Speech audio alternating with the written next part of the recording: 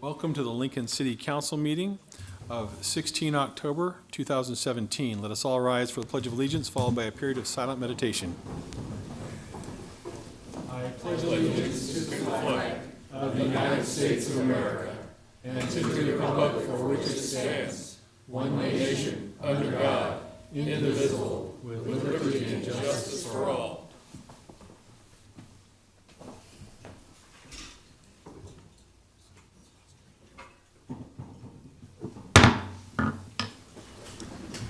Well, our first order of business today, before I read all the formalities, is to welcome the mayor here for the Mayor's Award of Excellence. Thank you, Mr. Chair.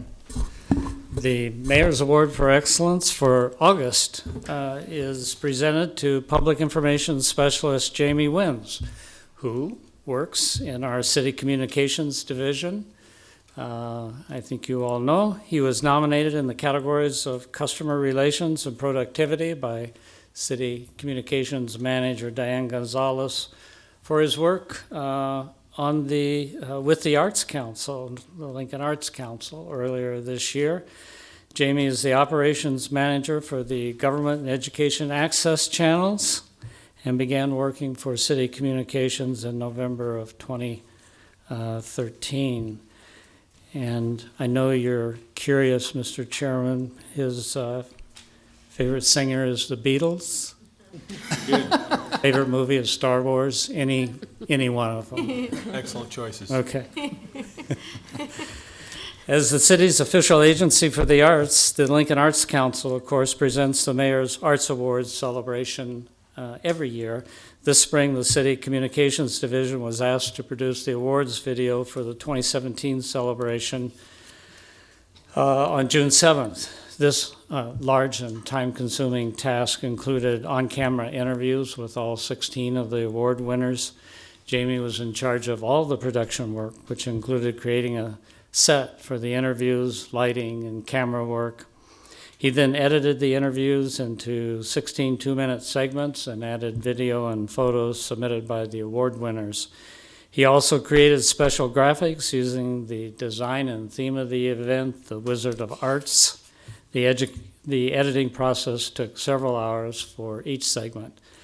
The event was at Pinnacle Bank Arena for the very first time this year, and Jamie worked with arena staff to make sure the videos would play correctly the night of the celebration. The videos were also played on the Cube in the rail yard during the post-event reception. In addition, Jamie also produced the memorial segment for the event and did the camera work for the entire program the night of June 7th. After the event, Jamie took time to post all of the videos on YouTube, including the full-length interviews with the award winners.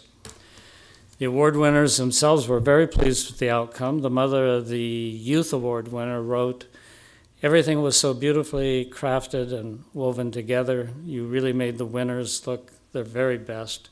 You really know how to make magic happen." Another award winner wrote, "The videos were extraordinary and beautifully captured the spirit of each project. Thank you." Arts Council Executive Director Deb Weber wrote, "We could not have done the videos without the skills and expertise of Jamie. His positive and professional attitude is commendable, carried the project through its multiple changes, sometimes stressful, with a result that we are all proud of. The work is complex with a short turnaround time, and we know that we added a lot to his already full schedule. His work honors others, which is an amazing act of kindness," wrote Deb. So it's my pleasure to present Jamie Wins with the Mayor's Award of Excellence for August. Please join me in congratulating Jamie.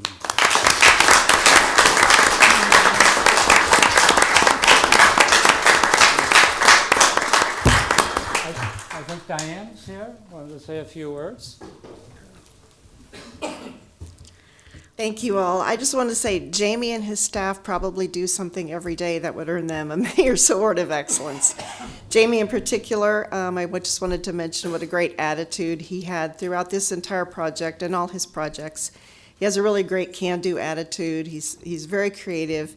And if you've been around Jamie very long, you also know he has a great sense of humor. So I also wanted to mention that just last week, LNK TV, in particular, Jamie, Bo, and the late Bill Luxford won an award from the Nebraska State Historical Society for their longtime work on the Brown Bag Lecture Series, which they've been doing for 20 years. The lecture series coordinator, John Strope, was honored with them. And he shared his comments at the event with me. He wrote, "I wish that all the citizens of Lincoln could know about the quality of the work of these city staff." So for Jamie and his crew, they're a real asset to the city, and we're very fortunate to have them.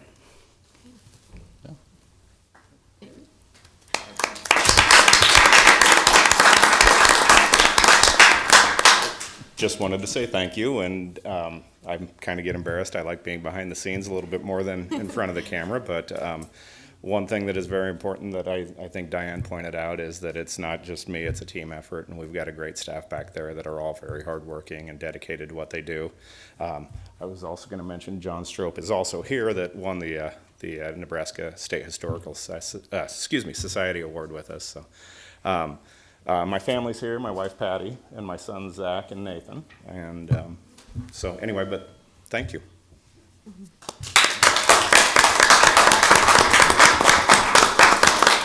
I also wanted to introduce Deb Weber from the Arts Council. She's here as well, and she'd like to say a few words.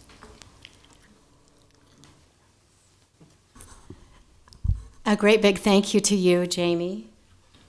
When I say it was stressful, let's make that a capital S with many exclamation points afterwards, only because we're a very small agency and we're always trying to do the best that we can to help celebrate the arts in Lincoln.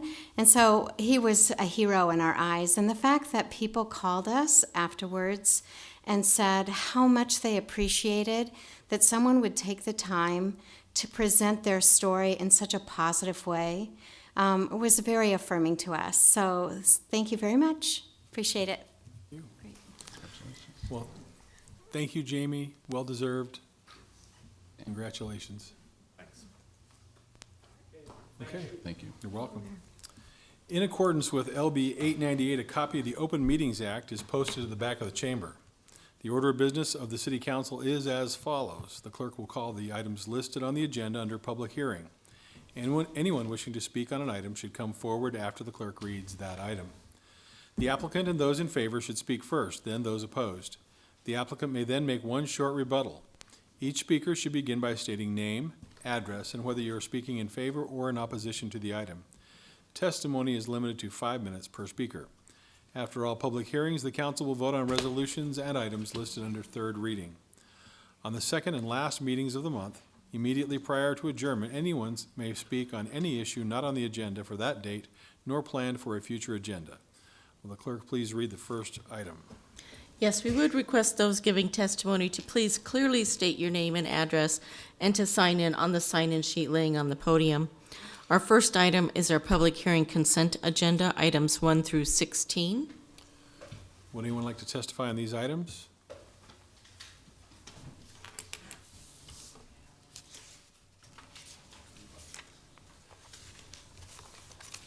Of course I would. Good morning, or good afternoon. My name is Ron Lechner, and I'm the chairperson for the Veterans Memorial Garden.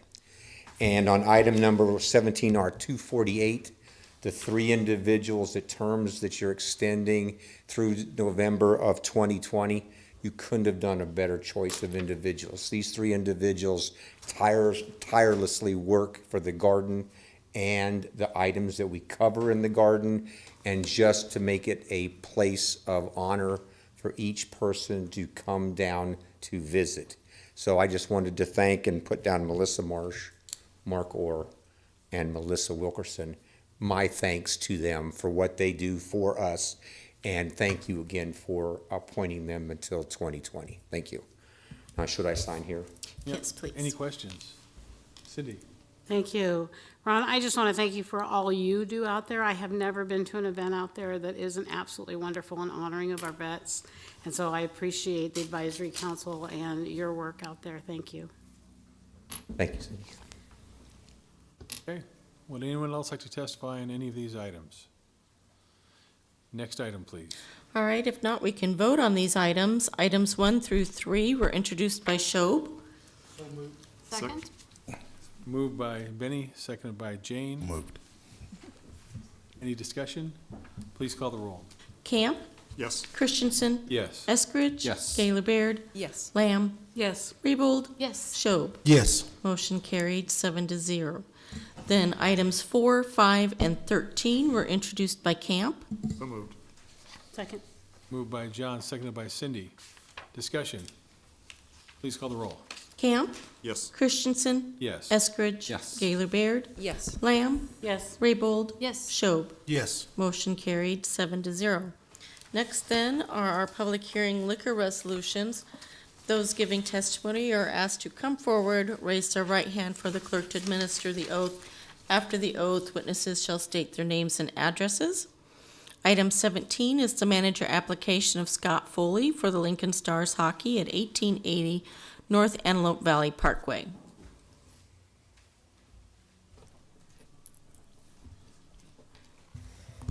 Good afternoon, Chairman and members of the City Council. Scott, Oh, would you raise your that's right hand? I think that's okay. Do you solemnly swear or affirm the testimony you're about to give is the truth as you verily believe it to be? Yes. Thank you. Good afternoon, Chairman, members of City Council. My name is Scott Foley. I'm the Senior Director of Ticket Sales with the Lincoln Stars. I'm here today to take over as liquor manager of the Lincoln Stars at the Icebox Arena, located at 1880 Transformation Drive on Innovation Campus. Okay. Other questions? Thank you very much. Thank you. Would anyone else like to testify on this item? Next item, please. All right, next are items 18 and 19. They're the application of Newmark Golf Course for a Class C liquor license at 8901 Augusta Drive, and the related manager application of Kinsey Bauer.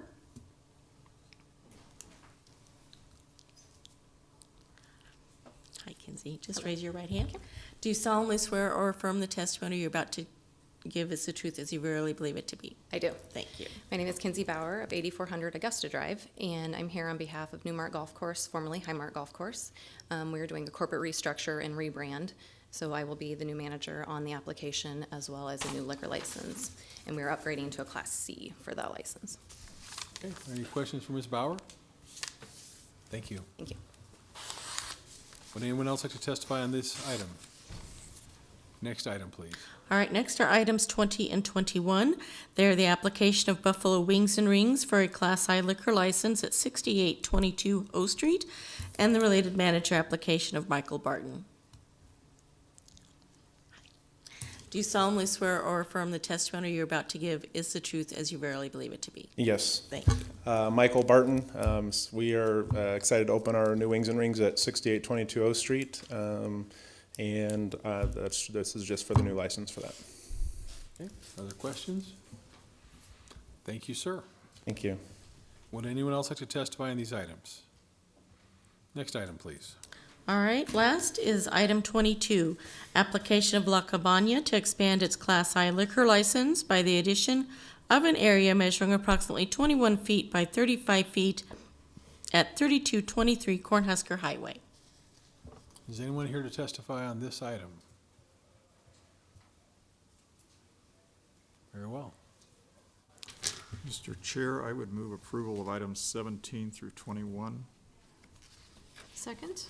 Moved by John, seconded by Jane. Discussion? Please call the roll. Camp, Yes. Christensen, Yes. Eskridge. Yes. Gaylor Baird, Yes. Lamb, Yes. Raybold, Yes. Shob. Yes. Motion carried 7-0. And Mr. Chair, I'd move that item 22 be carried over to our next meeting. Second. And Moved of course, by- that was because no one Right. appeared. Moved by John, seconded by Lyrian. Discussion? Please call the roll. Camp, Yes. Christensen, Yes. Eskridge. Yes. Gaylor Baird, Yes. Lamb, Yes. Raybold, Yes. Shob. Yes. Motion carried 7-0. Next then are our public hearing resolutions. Item 23, a resolution to the City Council of the City of Lincoln in support of a Community Veterans Day Parade in order to honor local veterans and promote community spirit through an annual community parade. Good afternoon, members of the council. I'm Rick Hoppy with Mayor Byler's office. I wanted to chat with you just briefly about some work that was done by staff in conjunction with Councilman Christensen that represents part of the substitute resolution that I believe you have received.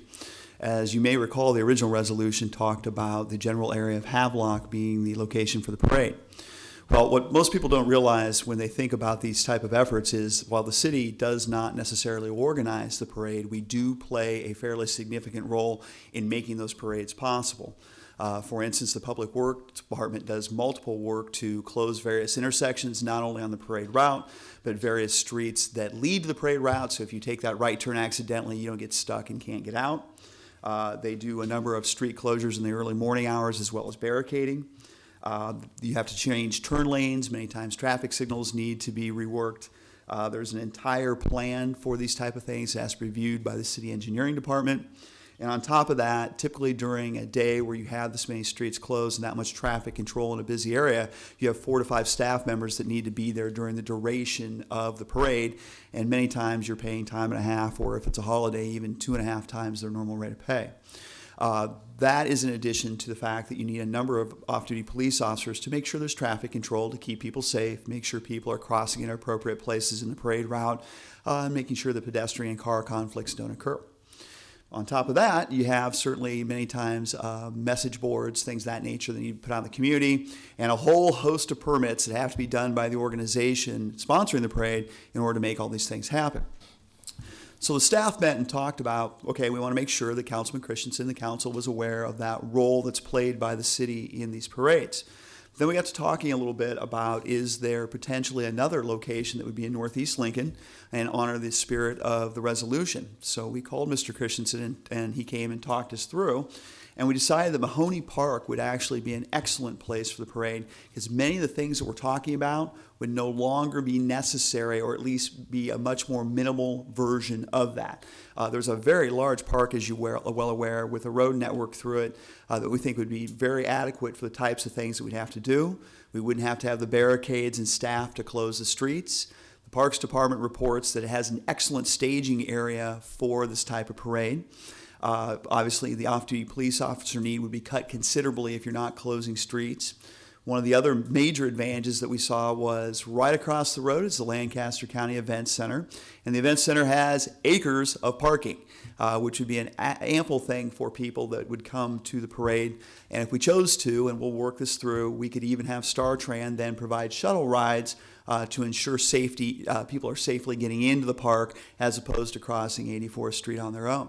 So for those reasons, we went to the councilman and suggested that maybe we could have that conversation. He was amenable, and I wanted to make sure to let you know what the background was moving this forward. Okay. Questions? Okay, thank you very much. Thank you. Would anyone else like to testify on this item?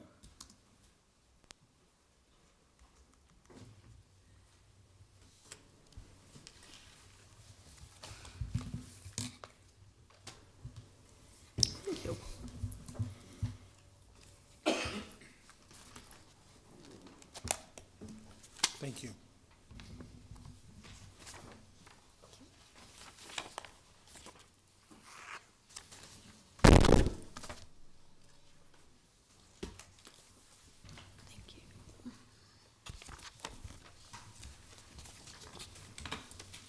Good afternoon, Councilman.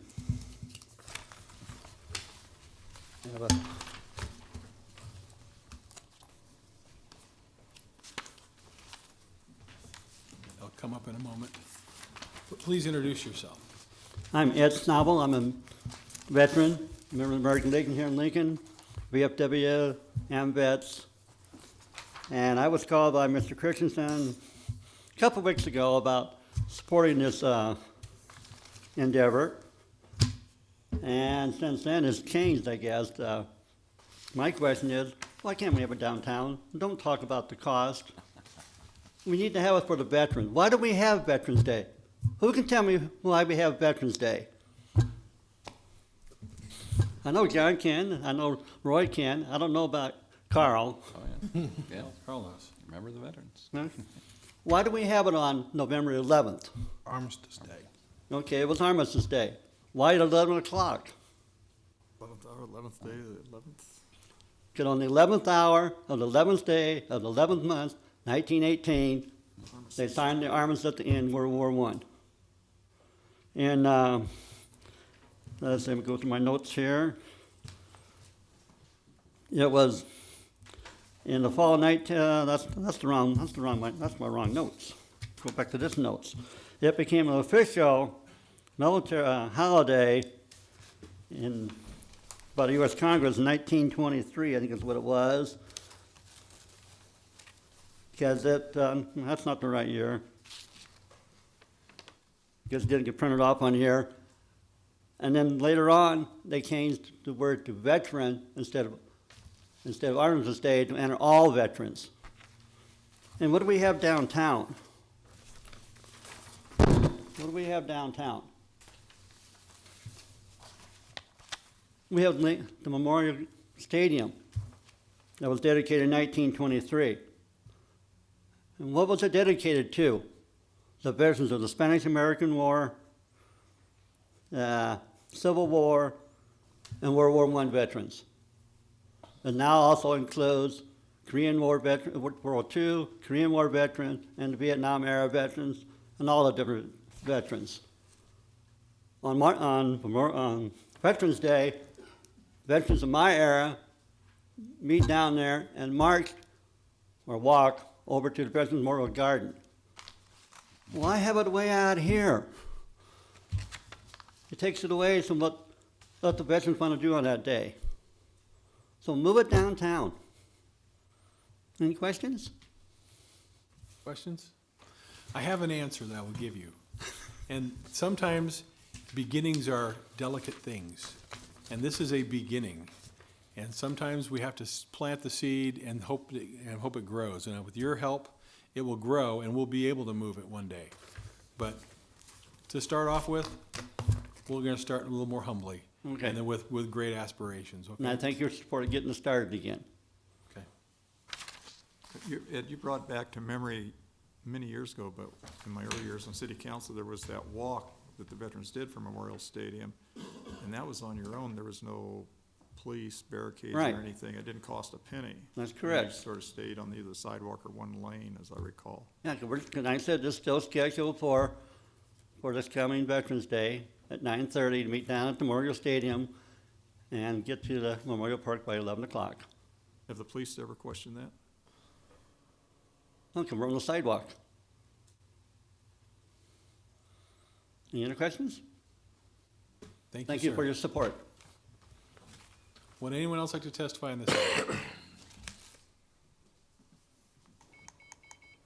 Good afternoon again. Again, my name's Ron Lechner, the chairman of the Veterans Memorial Garden.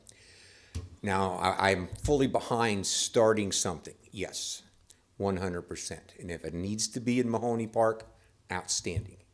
But I do not wish to have it affected for the program in Veterans Memorial Garden.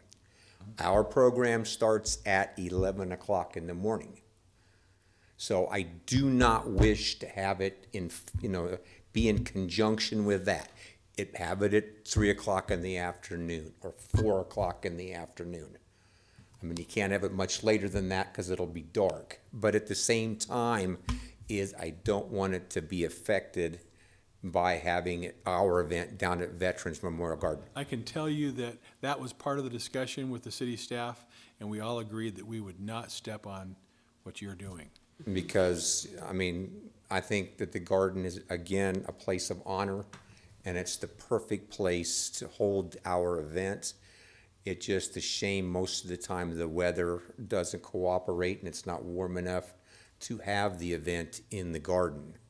So, and then just as a caveat to that, for those of you that do not know, on November 11th this year they're going to dedicate a 9/11 monument, I call it that, for the fallen soldiers and individuals from Nebraska or related to Nebraska, and that will start at noon on November 11th. Lee Terry, is going to be here to speak.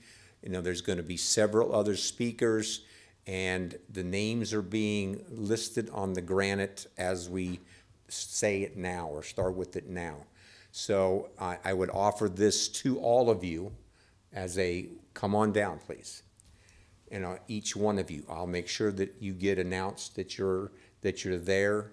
I appreciate, for those that have come in the past, I always try to get up to you for those that have come. And I thank you for not stepping on our toes down at Veterans Memorial Garden. Thank you. Well, one thing I can also assure you, we went into lengthy discussions, and the ordinance, or not the ordinance, but the resolution, is written with enough flexibility so that we can take into account football games, your events, and other community events that take place. So these can be on a Saturday or a Sunday, depending on all sorts of different variables. So we want to make it fit in, and we want to make it something that everyone can attend, regardless of what other events are going on. Understandable, but again, November 11th is a day of specialness to all veterans and anybody else that should be to them. I'm sorry, but it is a day of honor on that day of November 11th, being honoring just veterans, both past and present, that are still serving as well. Okay, thank you. Are there questions? Any other questions? John? Yes, John. Do you have any thoughts on what Ed was talking about, somehow working on embellishing the walk from Memorial Stadium? Oh, I'd love to do that. I could go on, as long as, to go back to that same thing, as long as it's on November 11th, I don't think it's going to affect, Galen and those that formally do the walk from Memorial Stadium. I think they're going to do it anyway. You'll have the Legion riders that usually block off the streets, kind of thing, and people have always been supportive on no matter what day by either honking their horn. The marchers, walkers, you stay on the sidewalk. Now, my ideal thing would be to do would probably start it from the Capitol, if it shortens it down any. Start it from the Capitol building with a dedication there, and then you could have the marching bands just go on down to Veterans Memorial Garden, and again, we could be the crescendo, if you want to put it that way. I want it, because I could talk all day. You might not get rid of me if you let me up here too much longer about talking about Veterans Garden, because I'll go back to the people that are on the council, and what they do each day for me, as a kind of a selfish guy, because I demand a lot from them. So, okay. Thank you. Any other questions? Well, and I just wanted to follow up, with the National Guard and the Army and the Air Force here. They could fly a KC-135 down, and that Well, should block everything. They could do that. You could probably, shib off the wings, and you could get a helicopter to come down and from Grand Island and fly in and stuff for that if you wanted to. I'm just wondering if we could use some of the personnel there, if there's some leniency there. We could always check into that with General Bohack, and stuff to see what availability there would be, of course. Kind of thing. I don't want to bother him necessarily on November 11th because he'll be busy with the 9/11 monument as well, but I would always be interested in helping or leading that conversation that would help, anything that would help us out. Anything else, John? Anyone else? Thank you. Thank you very much for hearing me today. Would anyone else like to testify? Sign in again. Please come forward.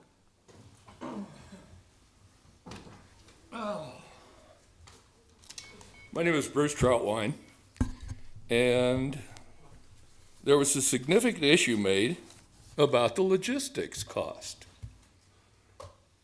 Now, I understand that the original thought was it was going to cost about $60,000, which is a considerable sum of money for paid staff. But Boo at the Zoo, okay? That's a community event. 2 police officers, 5 hours a night for 5 days. Are they volunteers? Does anybody on the council know? I've been down at my Masonic Lodge. We also run parking. I've seen those officers out there every night of Boo at the Zoo. I've also seen Parks and Recs out there setting their barricades. Obviously, either they're flexing their hours or they're on overtime. That's got to cost money. That's a public event. We have the Lincoln Marathon. What are the logistics involved in the Lincoln Marathon? How much does it cost for that? Shutting down streets, controlling traffic. Granted, you know, it's a wonderful PR event. Thousands of people come in for it. I can't guarantee you that there'd be thousands of veterans that would want to go from the Capitol down to the Lincoln Memorial Garden, but I'm sure there'd be enough to justify it. And I think if you check with some of the employees, LPD, and the people that put out the barricades, they'd find enough volunteers who are veterans that would be willing to do that on their time. It's a consideration. It saves money.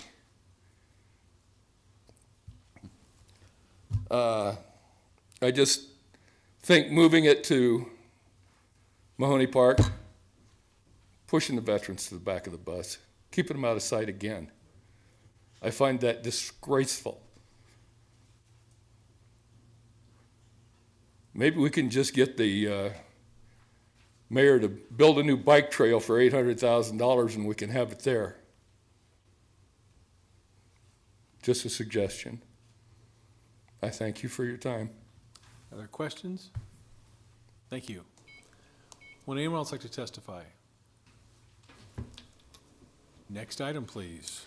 All right, next is item 24, hearing on the 1- and 6-year streets and highway program as required by state statute. This public hearing is held each year to fulfill the statutory requirements for the 1- and 6-year Streets and Highways program.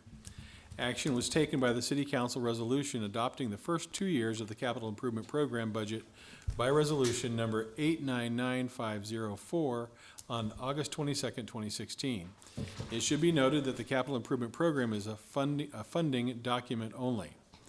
Citizens have 10 days from today to submit any statements or exhibits to the Public Works and Utilities Department.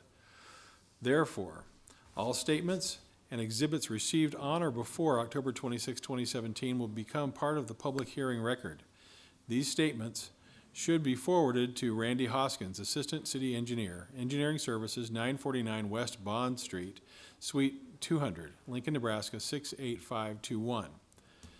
The statutory requirement ensures that an integrated system of public roads is provided for the general welfare of the state, counties, and municipalities. The program is administered by the State Board of Public Roads Classifications and Standards.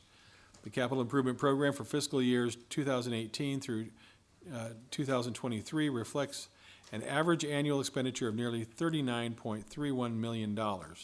This average annual expenditure is comprised of $23.43 million of city revenues, made up of wheel tax and impact fees, $6.78 million in federal aid, $5.19 million in state gasoline tax, and $3.91 million in other funds, including the Railroad Transportation Safety District.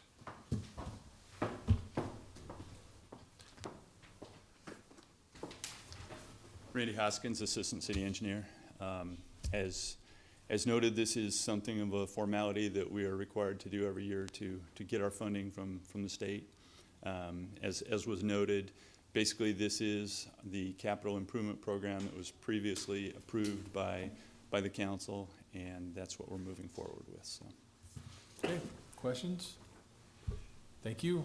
Would anyone else like to testify on this item? Next item, please.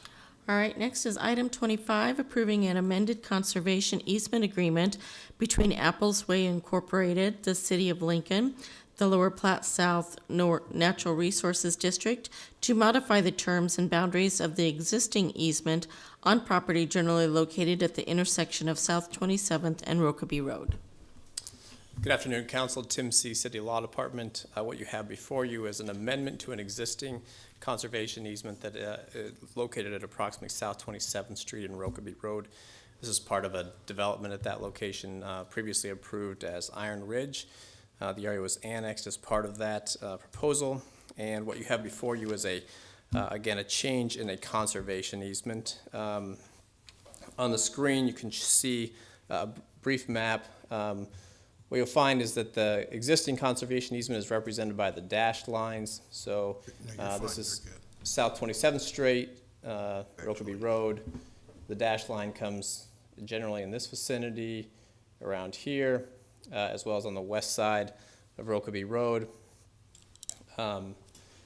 The areas to be added to the conservation easement are represented by the series of lines. So here in the northwest, along the residential properties, and then some small areas down here. The areas to be removed from the conservation easement would be here on the west side of South 27th Street, as well as across the road, and a small area to the south. The net effect is a approximate increase of 1.56 acres. The flood storage capacity of the conservation easement area would be increased by approximately 22%. And the amendment was previously accepted by the Lower Platte South NRD. So what's before you is to accept the new, the amended easement, and I'd be happy to answer any questions that I can. Questions? Thank you. Thank you. Would anyone else like to testify on this item? Mr. Chairman, members of the council, Mark Hunziker, appearing on behalf of Apples Way LLC, the developer of this project. We've had great cooperation with the Lower Platte South NRD and city staff on working out the new contours of this easement. Because the area on the east side in particular is so flat, it was fortunate that we were able to increase the flood storage capacity by so much. We were able to increase the area by about 1.5 acres, but the flood storage capacity increase of 22% is pretty significant. In addition to that, what we plan to do on the east side in particular is to plant that area rather than having, the new language will prohibit row crops. We will plant that area to native grasses. And on the west side, we've sold the ground to a sod farmer. And so between the two, those uses will both contribute a good deal to improving water quality going into Salt Creek and hold back any erosion that may be coming off this. This is not a fast-moving area of water. It backs up because of the constraints at the railroad underpass. But regardless, I think there's still a certain amount of erosion that occurs during a flood, and we think that the native grass and the sod will improve that immensely. So I think it's a win-win for everyone here. The developer ends up with a little bit easier piece of commercial ground to develop on the 27th Street corner, and a little bit more in the way of townhouse development on the west side. It also improves the access points to 27th Street in particular by getting down into this area far enough away from the intersection at 27th and Rokeby. So we think everything about this is a good thing for both sides. And we try to answer any questions you have. Lorene. We saw some of the details of this project before. There were questions about emergency vehicle access. Does this assist with that as well then, would you say? This part of it is not necessarily assisting with emergency vehicle access. The pavement of Rokeby Road, I think, will help with that. Thank you. Okay, other questions? Thank you. Thank you, sir. Would anyone else like to testify on this item? Next item, please. All right, next is item 26, authorizing an application to the Nebraska Game and Parks Commission for Land and Water Conservation Grant Funding Assistance for the renovation of 2 neighborhood park playgrounds, Irvingdale and Rudge Parks. Good afternoon, Council. J.J. Yost, Planning and Construction Manager for the Parks and Recreation Department. Just a little introductory information about this grant application. This is our 2017 grant application for a Land and Water Conservation Grant. with the desire for, or looking for financial support to renovate 2 playgrounds. This is playground equipment both in Irvingdale and Rudge Parks. Both of those facilities today are a little bit more than 20 years old. Definitely in need of replacement to become compliant, to bring them into compliance with consumer safety product standards for fall safety, for ADA access, and for safety product council safety standards. We're requesting $135,000 in Land and Water Conservation Fund program grant. And we would be renovating the playgrounds and adding picnic shelters to both of these facilities with those funds.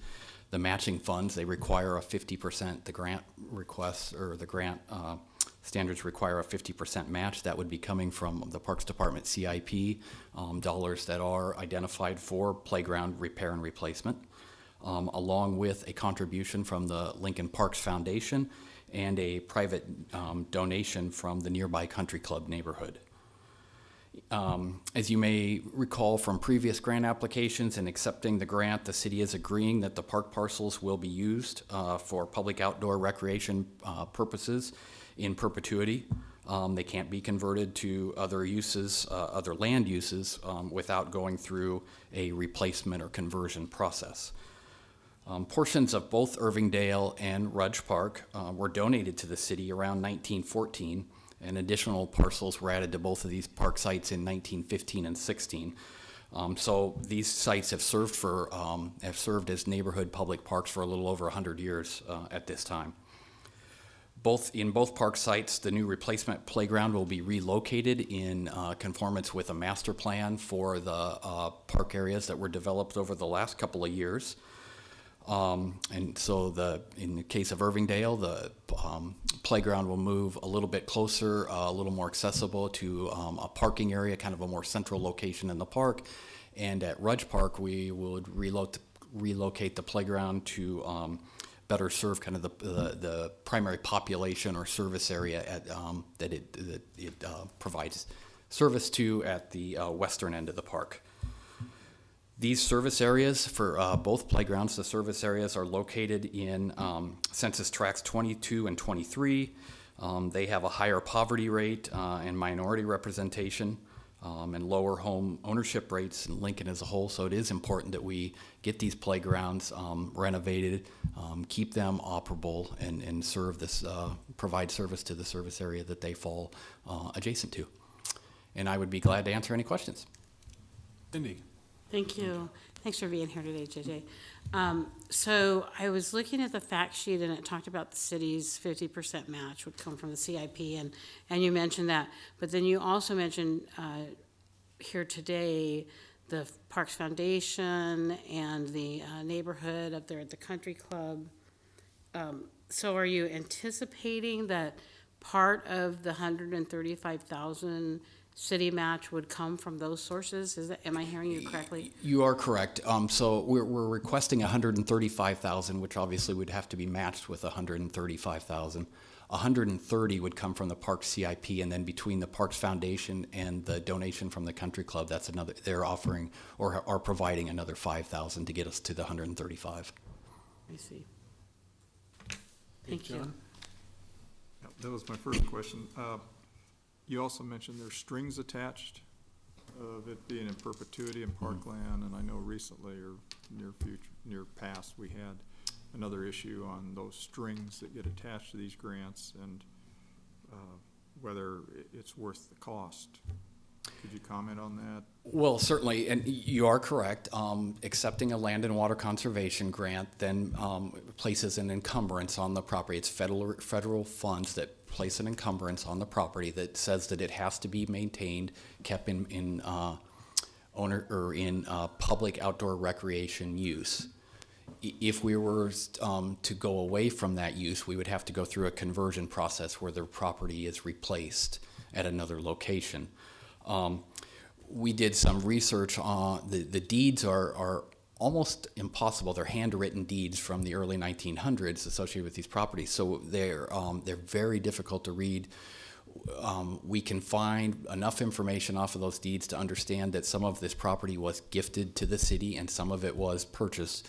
But it has been in neighborhood park use for over 100 years now, and we, given the densely populated area that surrounds these properties, it's hard for us to imagine any other use other than public park use for these properties. So we feel very comfortable accepting that string, if you will.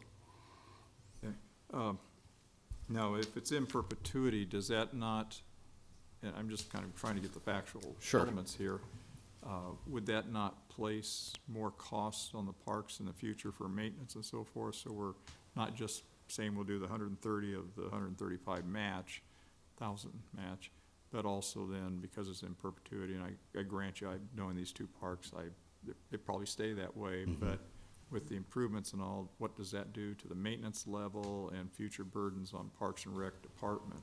Well, it doesn't have any effect on the maintenance level. We would continue to maintain the park as we do today, and even if at some point in the future, which will happen, that playground, this new playground, would wear out, there isn't a stipulation that says we have to replace the playground with a new playground in the future. It just says that the property that is defined as the park, that parcel has to remain in public outdoor recreation use. That could be as simple as an open play field that has public access. So I don't believe the maintenance requirements change. Now, if the city chose to use the parks for some other purpose other than outdoor recreational use, then we have the expense of replacing the property at some other location. Thank you. Okay, Larian. Thanks, JJ, for all your work on this. I know it's been a big effort, and part of it, I think the work that you've done leading up to this involves some of the sort of stormwater management. Can you talk about the special sort of topographical features of Irvingdale Park and Rudge Park? It seems to me that in terms of developing it for other purposes, there are some constraints on those properties. Yes, that is a very good point. There is a drainage way, a channel that runs through both parks. It actually starts up in the country club property itself, runs down through Irvingdale Park, actually in a culvert underneath Stransky Park, and then through Rudge Park. And really, we're in the process right now of finalizing plans, working in cooperation with Watershed Management to do some channel bank stabilization work of that drainage way that runs through Irvingdale Park. That was part of the last stormwater bond issue, and so we have the funding secured, and we're moving ahead, getting ready to move ahead with construction on the drainage way again through the park. And actually, that's provided a wonderful opportunity for us to make some improvements to the park that really are both an enhancement or a stabilization measure to the channel work, but they also allow us to provide a little bit better park access going back and forth across that drainage way as it winds through the park. So this is a great opportunity. There's lots of work going on in that park now, and this feels like a very good, opportune time to be doing the playground renovation as well. Isn't there also a water storage facility underneath Irvingdale that you've decommissioned, but that kind of adds to the complexity of the site, doesn't it? There is the old civil defense storage area in Irvingdale Park that we use very heavily for park storage today. Okay. So that facility remains today, and as I said, that's actually a very important storage facility from our maintenance standpoint. Gotcha. Carl. My daughter's learned how to ice skate at Rudge Park. Any thoughts about bringing that facility back? You had to go there, yeah. Yes, as you know, we, for years and years before my time, operated a skating facility in that depressed area in in Rudge Park, at the western end of Rudge Park. We no longer do that.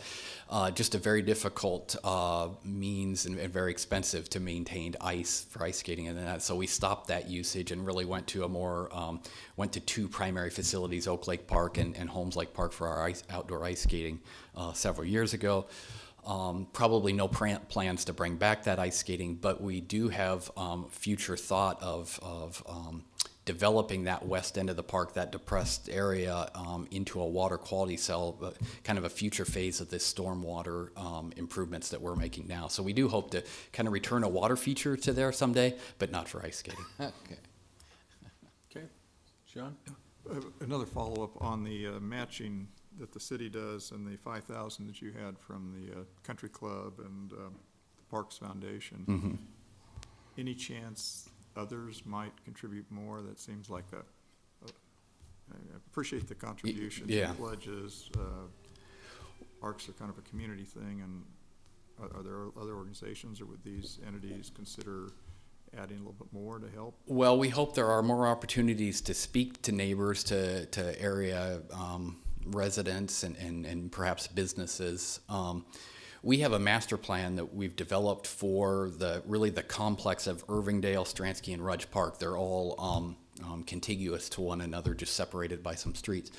We, at the urging of a very interested neighbor, we partnered with the NRD and the Lincoln Parks Foundation to develop a master plan for future improvements to all three of those parks, so that we do things perhaps in concert with one another in those parks and not duplicate the opportunities they provide. It's a great master plan. It carries some of the items on the master plan carry some hefty price tags that probably won't work into our CIP anytime soon, quite honestly. And so we do hope there's perhaps the ability to fundraise in cooperation with our Parks Foundation here in the future to do some other things in the parks and make some other improvements that go beyond these playgrounds themselves. Anything else? Thank you very much. Thank you. Would anyone else like to testify on this item? Next item, please. All right, next is item 27, assessing public health nuisance abatement costs associated with the clearing of public nuisances by the Health Department to the following benefited properties: 2919 Apple, 1004 Peach, 1838 South 10th, 1546 South 21st, 1434 North 27th, 2725 A Street, 301 South 54th, 520 South 25th Street, 800 Garfield, 1336 North 39th, 1245 North 21st, 1237 North 21st, 4300 D, 4842 Adams, 112 West Dawes, 2975 Holdridge, 3000 South 46th Street, 1409 North 21st Street, 815 North 24th Street, 1533 Grace Avenue, 2200 DeVoe, 2545 Teresa Street, number F14, 2545 Teresa Street, number F11, 353 South 26th Street, and 1112 New Hampshire. Thank you. Good afternoon, Chair Christensen and members of the council. I'm Shabana Loster, the Health Director of the Lincoln Lancaster County Health Department, and each year the Health Department is required to bring the costs incurred for abating public health nuisances on private property to the City Council. Abatements are conducted to clear properties of conditions which can contribute to public health problems, including rodent or insect breeding or injury.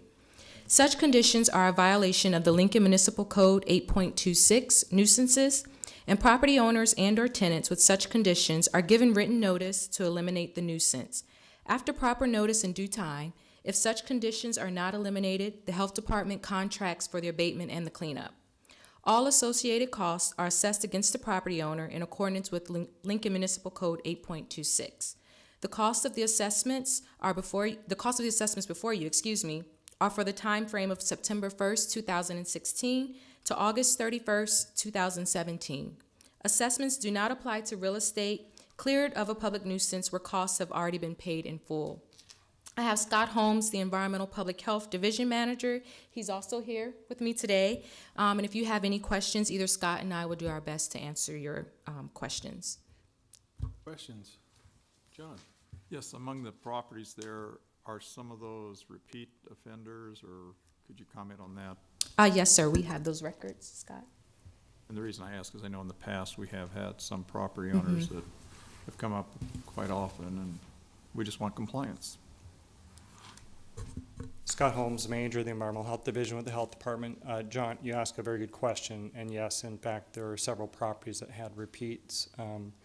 That's not uncommon. As you mentioned, in the past we've seen the same, and it's frustrating, but it's what happens. Yeah. Anything you're trying to do on those particular properties to help them or encourage them to comply? Sure, yeah. The key issue here for most of them is that they have not had garbage service. And so for a while they seem to keep it under control, but we've strongly encouraged them to hire our local private companies to provide them garbage service so that they have it going away regularly. Okay, other questions? Thank you very much. Thank you. Would anyone else like to testify on this item? Next item, please. All right, we'll go on to our public hearing ordinance's second reading. Item 28 is amending Chapter 2.76 of the Lincoln Municipal Code relating to the personnel system. Afternoon, Council. Doug McDaniel, Human Resources. The amendments here to 2.76 are, for the most part, administrative in nature, although there's quite a few of them. It comes about as a result of the LMCEA union contract moving from a variable merit pay system to a step pay plan.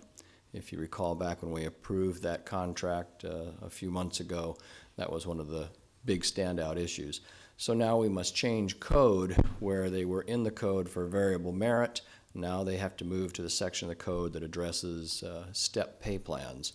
So merely in many places striking an M for the M pay plan or inserting an M for the M pay plan in the various sections of the applicable code. Also, there's a few grammatical changes, adding his/her or things such as that, but it does not change the intent of anything. It's only administrative in nature. Okay. Now, Doug, just for clarifying, we've already gone over this and approved the contract, correct? You approved the labor contract previously. This is now just revising the code, so it's in concert with that contract. Okay. Other questions for Doug? Thank you, sir. Thank you very much. Would anyone else like to testify on this item? Next item, please. Next is item 29, approving a real estate sales agreement between the city and Kelly Custom Homes, doing business as Nebraska Cottage Company, for the sale of city-owned property generally located at 3268 Randolph Street. Members of the City Council, David Landis, Urban Development Department Director, the applicant in this case.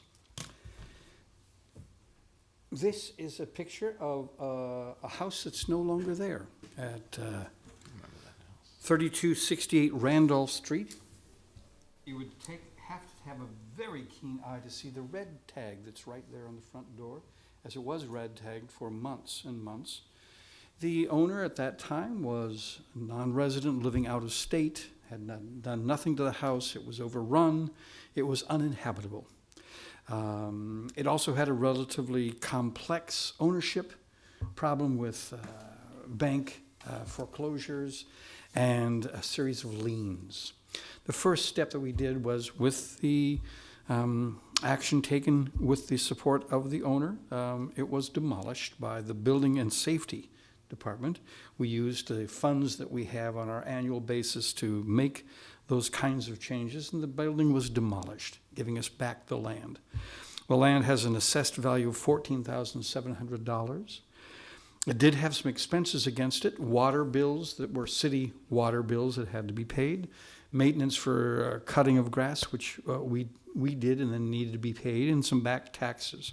So to clear the title completely, the city did pay $12,676 to handle all of those pieces of work that needed to be done to get us clear title. And we have had, since the signs have gone up, an offer to sell the land. The offer is for $18,000, which means that we make back, and with something more than what we put into it, at least as far as covering costs and the like, and higher than the assessed value of the property. The intention is to have a single-family home ownership situation in which this kind of cottage-style house will be built. The new owner, should you approve this, has already approached Building and Safety and the Planning Department to see if their plans are consistent with expectations of the neighborhood and the like. In fact, the neighborhood is thrilled simply with the demolishing, but this will be a nice, handsome addition as well. So in one of the rare cases in which our cost back to us, or the sale price that we get back, is in fact higher than assessed value, and it's higher than the costs that we put in to get us down to the bare ground to sell. Are there questions I can answer for you? Cindy? Thank you. Thanks for being here today. I appreciate that we got a nice offer in comparison to the costs involved. I did want to ask you questions about the proceeds going to the Advanced Land Acquisition Fund, because you mentioned a number of different things that were done, probably in abatement and so forth, and we just finished talking with the folks about those kinds of abatements. So do those departments that have been involved in that abatement, they also get the proceeds to reimburse their? We took money out of the Advanced Land Acquisition Fund. We paid the water department. We paid for the maintenance of the grounds, the weed control that was there. We paid the taxes. Only 14% of that comes back to the city. And so we used the $12,000 from the Advanced Land Acquisition Fund to put it in this shape, and then we'll return the $18,000 back into the Land Acquisition Fund. Thank you. You're welcome. Other questions? Yeah, Carl? just one other cost that I wasn't sure about, the demolition cost. Was that included in that? About $15,000. Okay. And that's right in the middle. We certainly had higher costs than that. It's rare to see something at the $10,000 level. $15,000 is a very middle number for us in that demolition.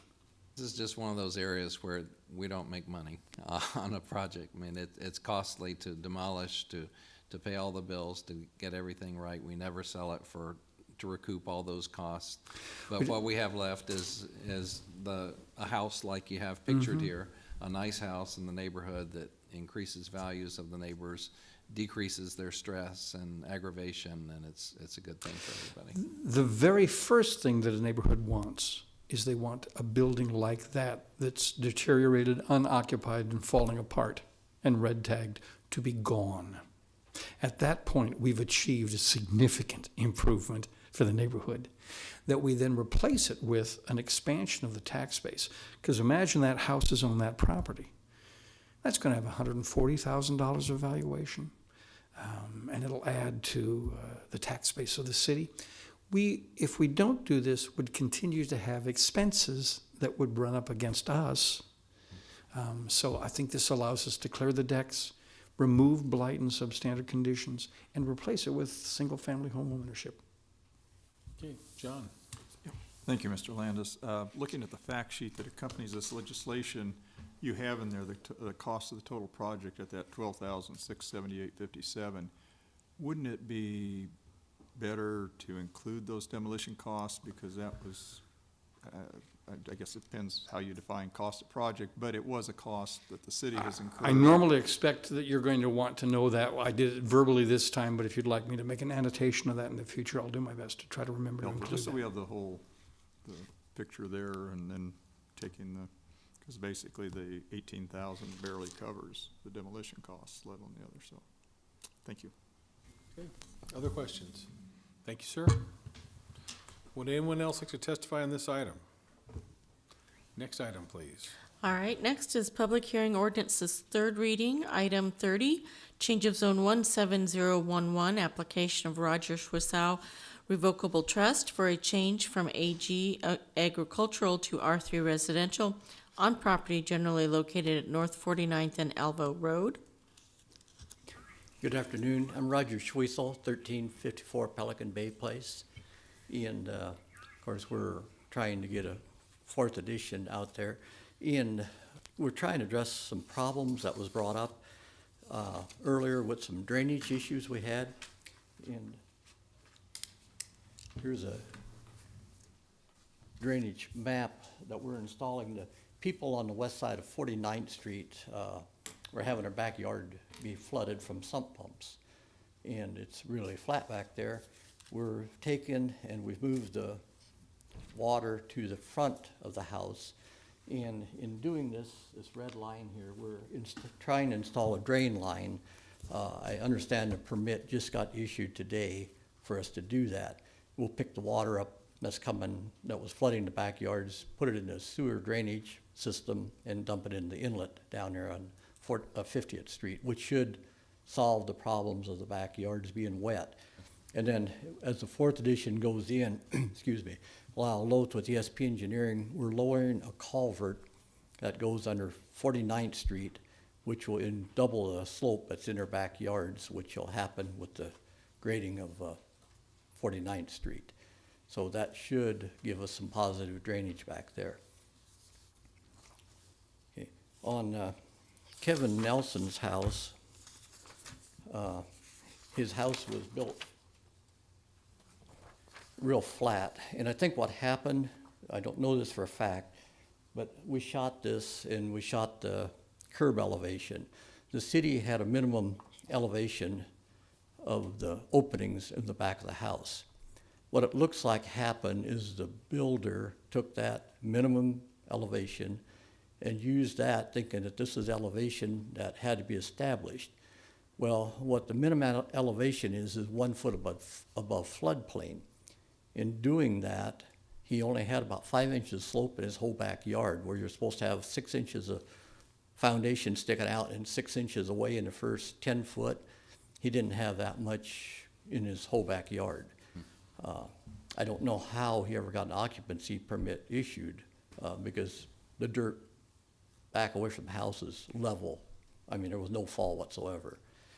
But we've drained this out. Kevin and I are working on it together. He's paying half the cost and I'm paying half the cost, and we're taking care of it. It was a problem actually caused by the builder, not anything that we did, but anyway, we are taking care of it. Now here's actually, that shows the elevation of the yard, and you can see there just, I mean, the ground here next to the patio is high. Over here it's even higher than what his patio was. And over here he's got 5/100 of fall here and about 30 foot. And here there was about, well, 6/10 of fall. I mean, it was just flat, and that's the way it was built. Yet over here, we've got over 2 foot of fall back here that could have been used, which wasn't. But we should have positive drainage now.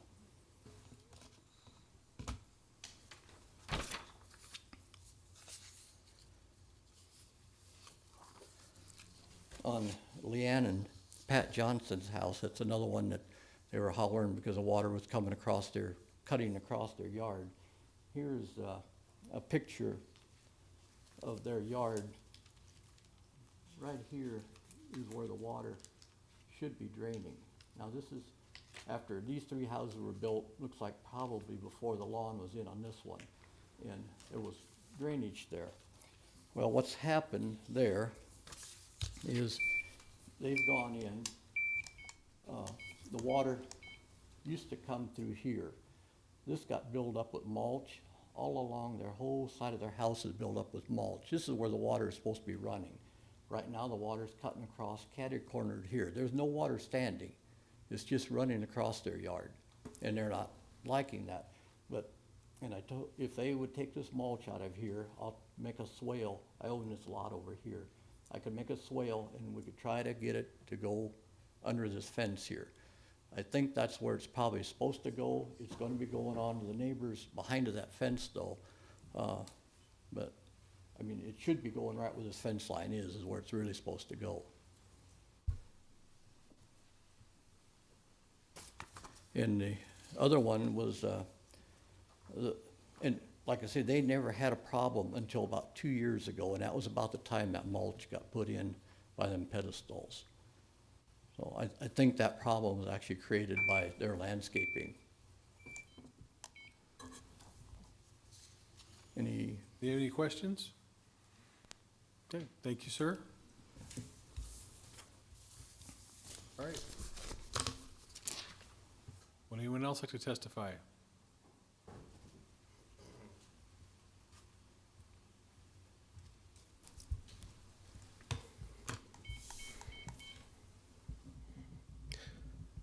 Members of the council, my name is Bob Benish.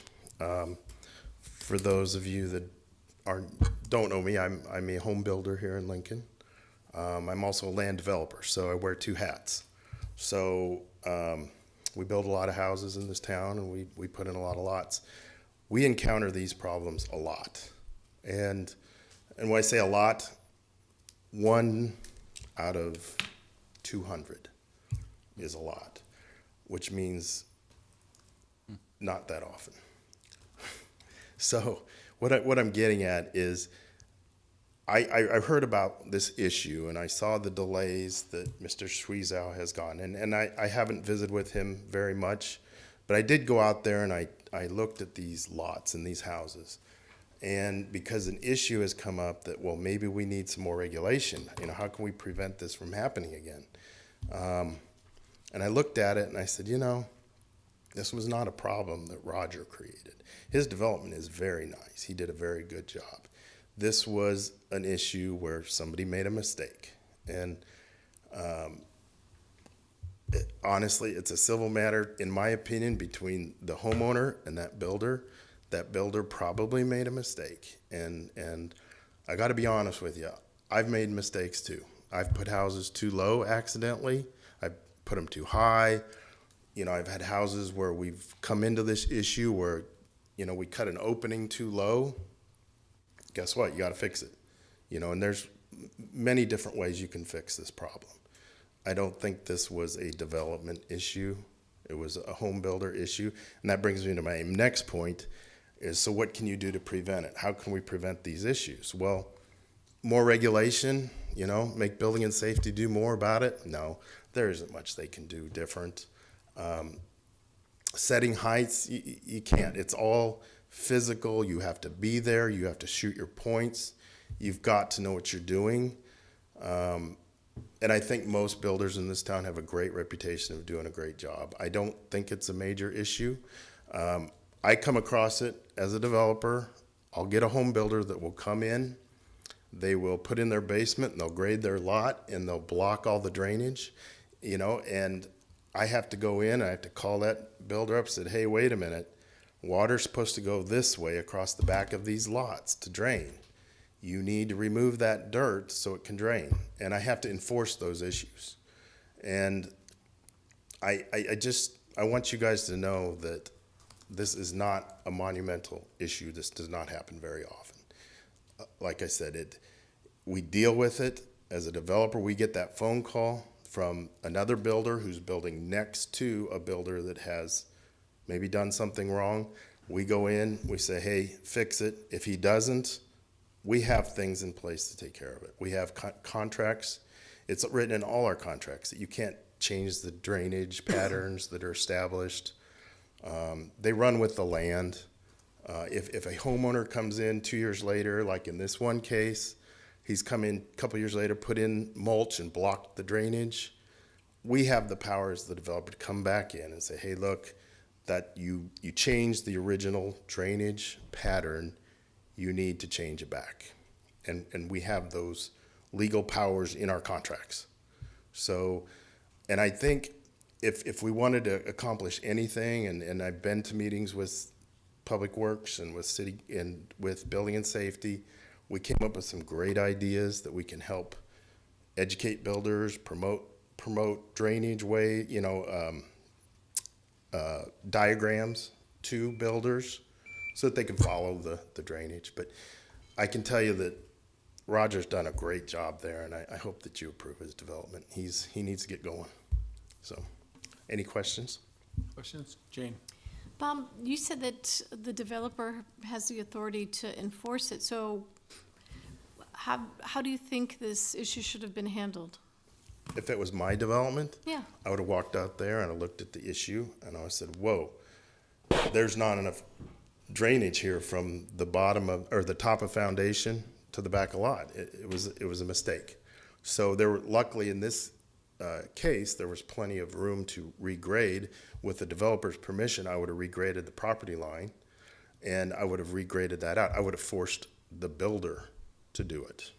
And I know I'm a home builder, and I know there's a lot of home builders out there who are going to be mad that I'm saying that, but it's the responsibility. I mean, if I build you a house and I do something, if the front driveway cracks, that's not a building and safety problem. You know, it's going to crack, but if it falls and it falls apart, I'm on the hook. You know, I must have done something wrong. So you need to come after me. I mean, it becomes more of a civil issue between a home buyer and home builder. Okay, but that's how I would have handled this. I would have gone to the home builder. Roger's a super nice guy. He's a very reputable businessman. He's been in town for years. I knew him when I was a kid, and he's doing what he feels is right, and he's taking care of himself, which is awesome. That's fantastic. So, Okay, other questions? Thank you very much, sir. you're welcome. Would anyone else like to testify?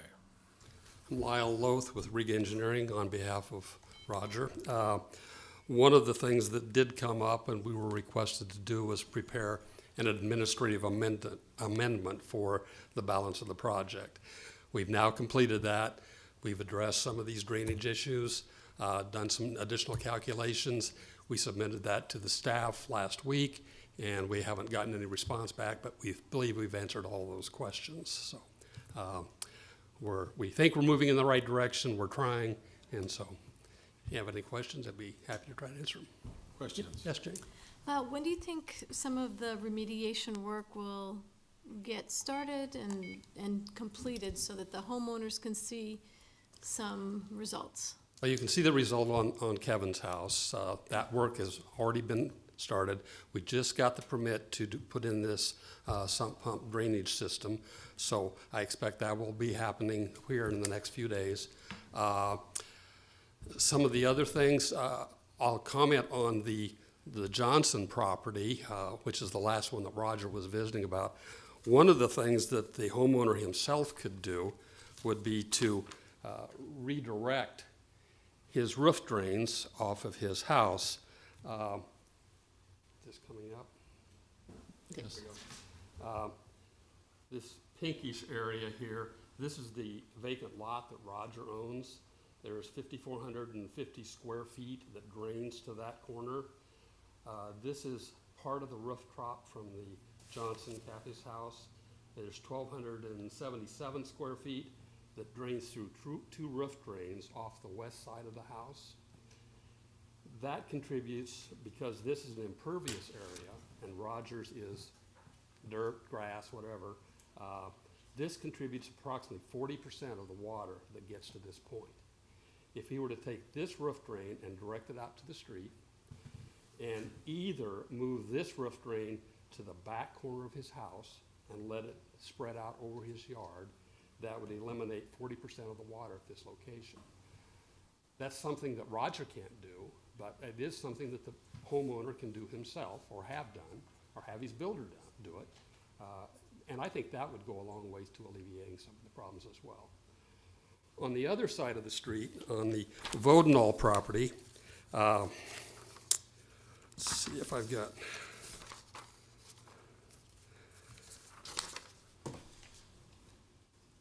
this is off of the original preliminary plat that shows that the drainage, this large dashed line is the drainage area. So from this line, the water was supposed to drain to the south to Becky's Way. This is the lot line along the east side of the Vodenall property. Before utilities were put in and the paving, after the mass grading was done, we had a 1% slope from this point back here out to the future street. After the utilities were done, that same condition still existed. After the home was built, this area was filled in and essentially blocked the drainage so that there's considerable ponding back in this area. It doesn't get very deep because it can get about 3 inches deep, and then the water runs over the sidewalk to the west. So there's a sizable area there, but Roger initially asked the homeowners if they would allow him to regrade that drainage ditch, put it back the way it should have been, and they didn't want to do that. They just refused. So then Roger did put in 2 area inlets.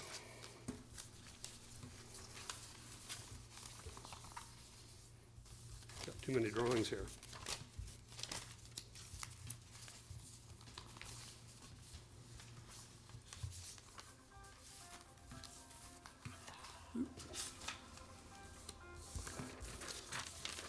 There we go. So we put 2 area inlets back here, and then a small diameter pipe, a 3-inch diameter pipe, out through the curb into the street. And that basically drains that area. That pipe has a capacity of about 37 gallons per minute. During a 1-inch rainfall, that would drop approximately 13,600 gallons into this half acre that drains to that location. Now, depending on how quickly that comes, some of that water is going to go to the west. It's going to go over the sidewalk and go to the west. It won't get any deeper than 3 inches up on that transformer. After the rain stops, there will be about 4,000 gallons left in that little holding area. It'll take about 2 hours to drain that out. So, in my opinion, that's a very adequate fix. The one downside of that the city doesn't like is that the street is very flat. So it's a potential for freezing during the winter months and causing a hazard. So that's why we're doing the sump drainage system over on the the west side of 50th Street, east side of 49th, and north side of Alvo Road. So we have a place to go with that water. We're not putting it out in the street. So, okay. Other questions? Thank you, sir. Thank you. Would anyone else like to testify on this item?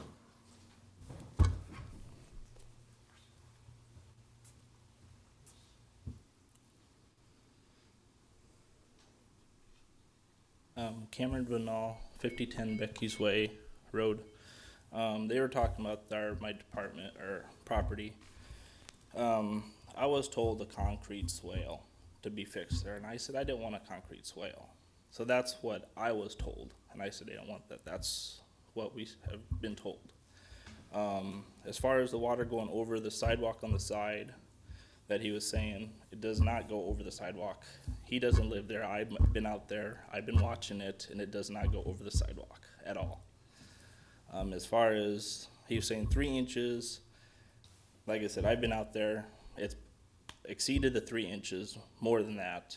I've seen where my bark has come up to the spots, and it's at least 6 inches. For the probably 3 hours or maybe a little more, it drains out. It takes that long to drain out of that area. So my strawberry herb patch is completely flooded all the time when it get rain. So I got to raise my whole strawberry patch because I can't get decent strawberries out of there. As far as any other stuff, I'm glad he's doing other things. We were never told anything of being done besides a concrete swale, and that's when we said we didn't want it. That's probably about all I have, so if there's any questions. Questions? Thank you, sir. Thank you. Would anyone else like to testify?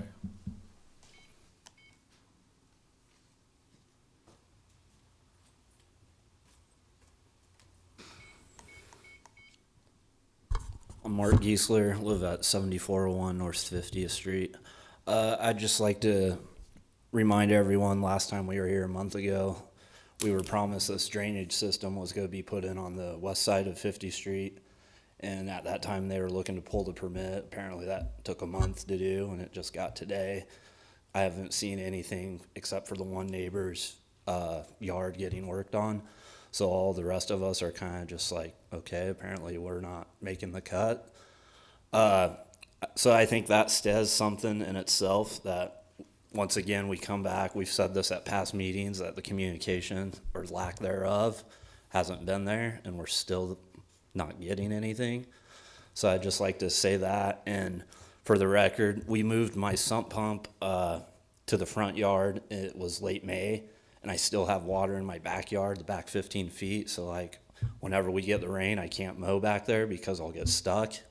It's an ongoing issue, and I guess apparently I just need to go sue my builder is what I'm coming away with, and to me that's disheartening. But I guess to me it seems like we've come here, voiced our opinion, shared how we felt, and we thought we were a loud voice, but it seems like we're getting nowhere. So it's just kind of frustrating.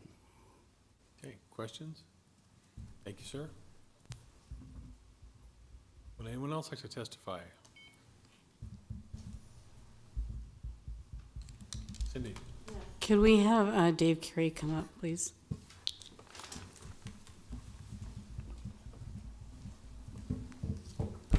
Good afternoon, David Carey with the Planning Department.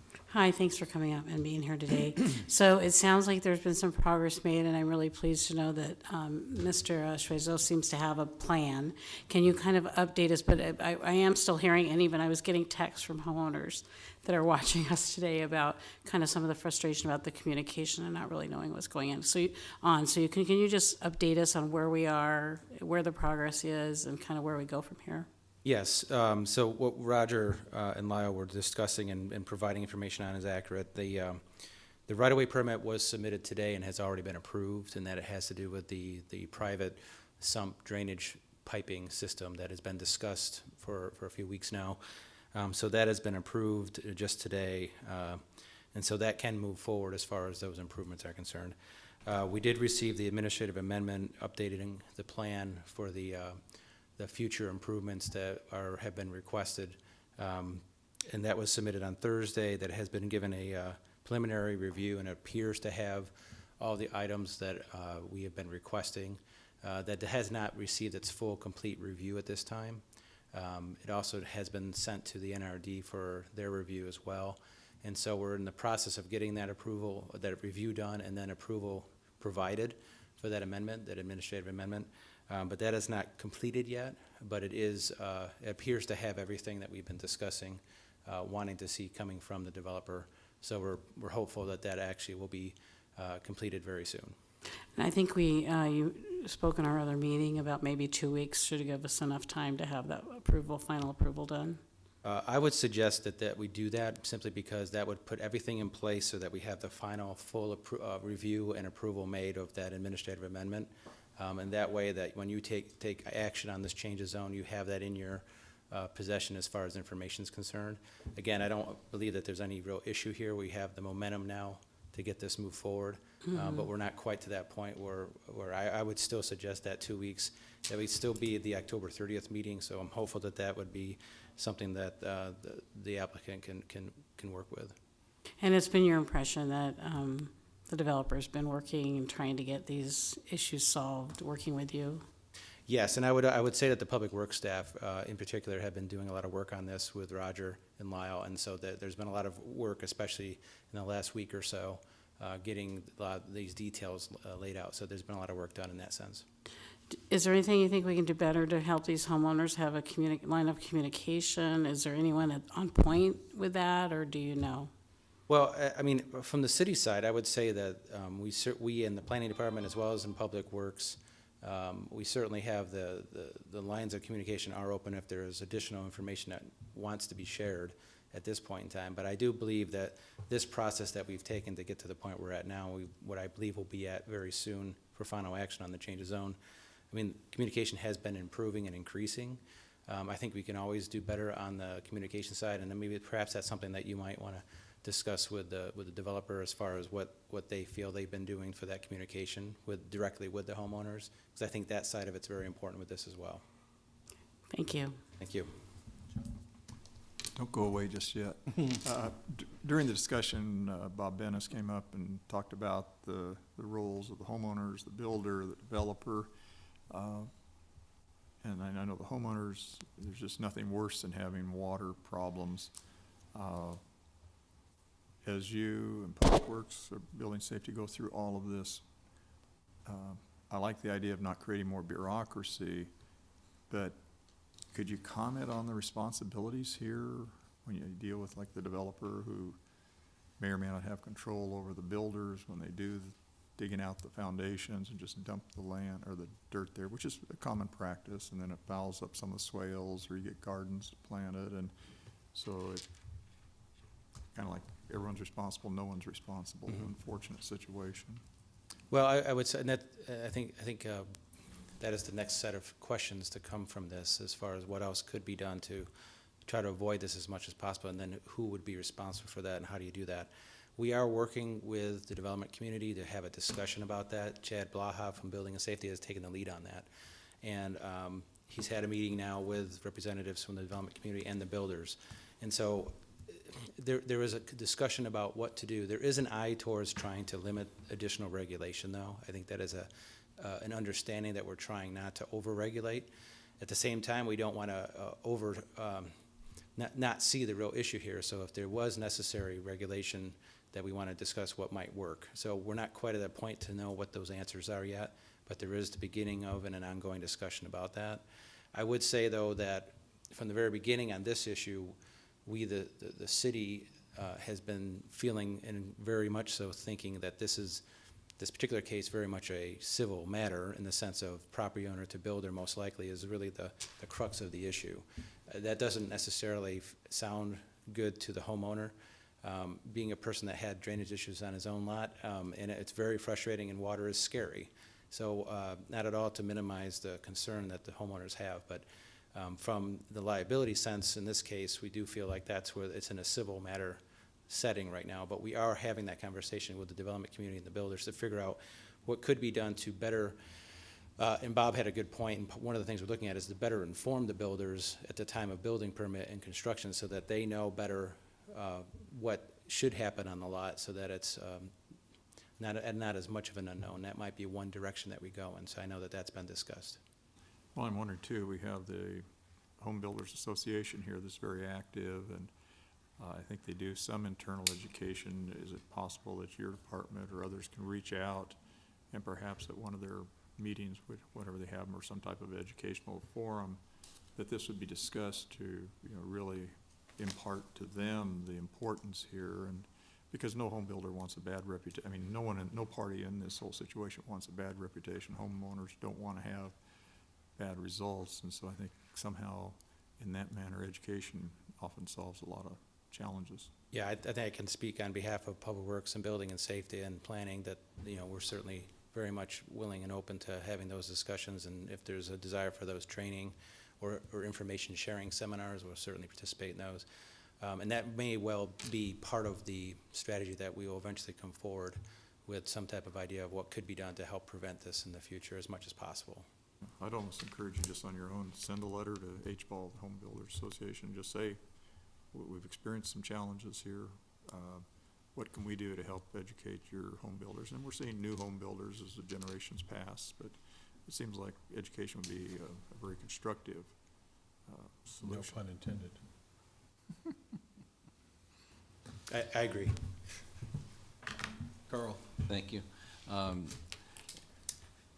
David, I'm not sure if you're aware that there was a different development in my area in Northwest Lincoln that had some similar problems, and particularly with sump pumps and drainage from them. And in the course of discussing those issues, both with city staff and with engineers, some of that's due to our land, the clay soil we have, and how that doesn't drain very well, and so then how those sump pumps then flow, and there are people that are making curb cuts into the street, and that's not allowed, but it's being done. Otherwise, the water sits there in their lawns and creates a mess, sometimes covers over sidewalks.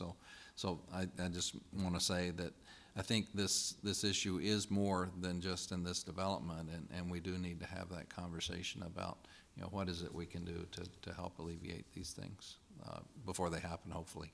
Yeah, I think that's the strategy, is to try to get the information pulled together so that we understand it better, and then to see what we can do to prevent it from happening. Okay, thank you.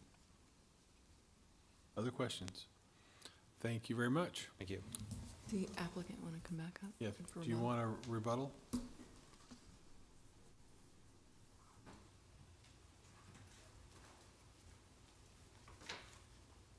Yes, I would really like to request that you approve these plans, because nothing can happen until administrative amendment is finalized, so there's nothing to hold back you approving it. We're getting so late in the fall, this is 3 months already that we've been trying to progress, and really there's nothing, that is brought up that is affecting the fourth edition. I mean, this was, or the fourth edition, this is stuff that had happened back in actually the first edition is when this here was done. And like I say again, it wasn't what we did, it was because the builders built too low.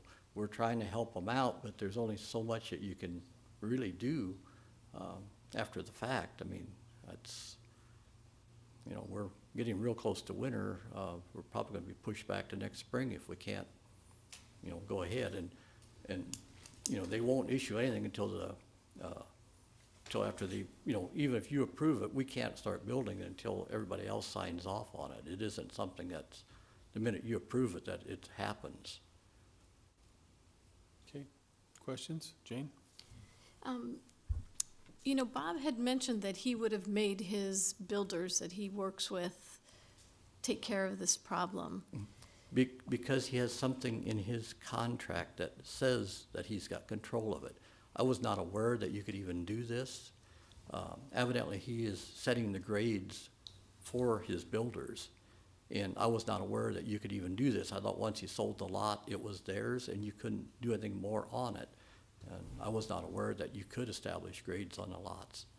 Well, I think some of the homeowners feel that you restricted the builders that they had a choice to hire for this project, and I think they were and still are looking to you for remediation to make sure that some of these issues get resolved. Yeah. And I guess going forward, could you share with us some of your plans for the next edition? I guarantee you there'll never be a house built too low again. Okay. But actually, and this is what's so sad is, everybody is pointing their finger at me when really they should be going after their builder, because it is really a civil matter between them and their builder. I mean, the lots were graded, as Bob said, the way they should have been graded. I mean, the drainage was there if they would have been, the houses built where it should have been. It isn't like we created a monster out there the way we graded it. I mean, everything was signed off by the city. The lot was graded right. It's just the houses got set too low. And then the one where the fence went in and they put the mulch next to the fence, now the water's cutting across their yard, no water standing whatsoever. It's cutting across their yard, and I'm supposed to take care of it. Well, when they put the mulch by the fence and blocked the place where the water is flowing, how can that be my responsibility? And on Vodenoff's, I never, ever, at any time said a concrete swale. I talked about a drainage swale of dirt. They didn't want this V next to their house. When I put the drain line in, I even offered to hook up their sump pump to it, and they didn't want it hooked up. And there's hardly pumps any water. The ones that got a lot of water, there was actually a hill there at one time that we cut down. And this is where the subsurface water is coming from. The houses that are in this next phase are all sitting on fill, so there should be no water problems on any of them, because this was a lower area that was brought up. And I mean, we're not gonna have the water problems. And if we do, we've also got the line shown that we can put in next to the curb to pick up the water, because we're not gonna have that happen again. I mean, we don't try to do shoddy work. Cindy? Thank you. I appreciate all that you've done. I appreciate you coming forward today and letting us know that you're going to share in the cost of some of the mitigation of these issues. I do have a question about the builder, though, because my understanding was, and I think the testimony was, that you actually select the builder, or you have only one or two builders that the homeowners can choose from. And so I'm wondering, are you still using the same builder? Actually, the real estate agent are the ones that have lined up the builders. I never knew any of the builders. I was never in the home building business. We were always commercial contractors. We were not in the residential end of it. Harry Malone with Berkshire Hathaway had found the builders out there. He originally started with 3 of them, and then they ended up down to, I guess, just one of them at the time these 2 houses were built. When Vodenoff's was built, there was 2 builders. But I mean, as far as somebody else wanting to bring one in, I would not have stopped it, because as long as it was a reputable builder, we were trying to limit who built, because we didn't want some junk thrown up out there. We're trying to make it a nice community, which I think we have accomplished. You know, about all the houses got 3-car garages, and I mean, we're not trying to make them, you know, we want to keep them affordable, but yet nice looking. And that's why we were trying to limit who built out there, because we didn't want something thrown up that was. So will the next builder be involved in the next, or will the same builder be involved in the next phase? No, they have not built out there in 3 years now. They've not, that builder is no longer builds there. We don't allow it. he's had some warranty issues that he didn't come back and fix some problems on the houses and stuff, and so we do not let him build anymore. And do you intend to have a little more oversight against the builders, over the Well, builders this time? As far as the positioning of the house on the lot, yes.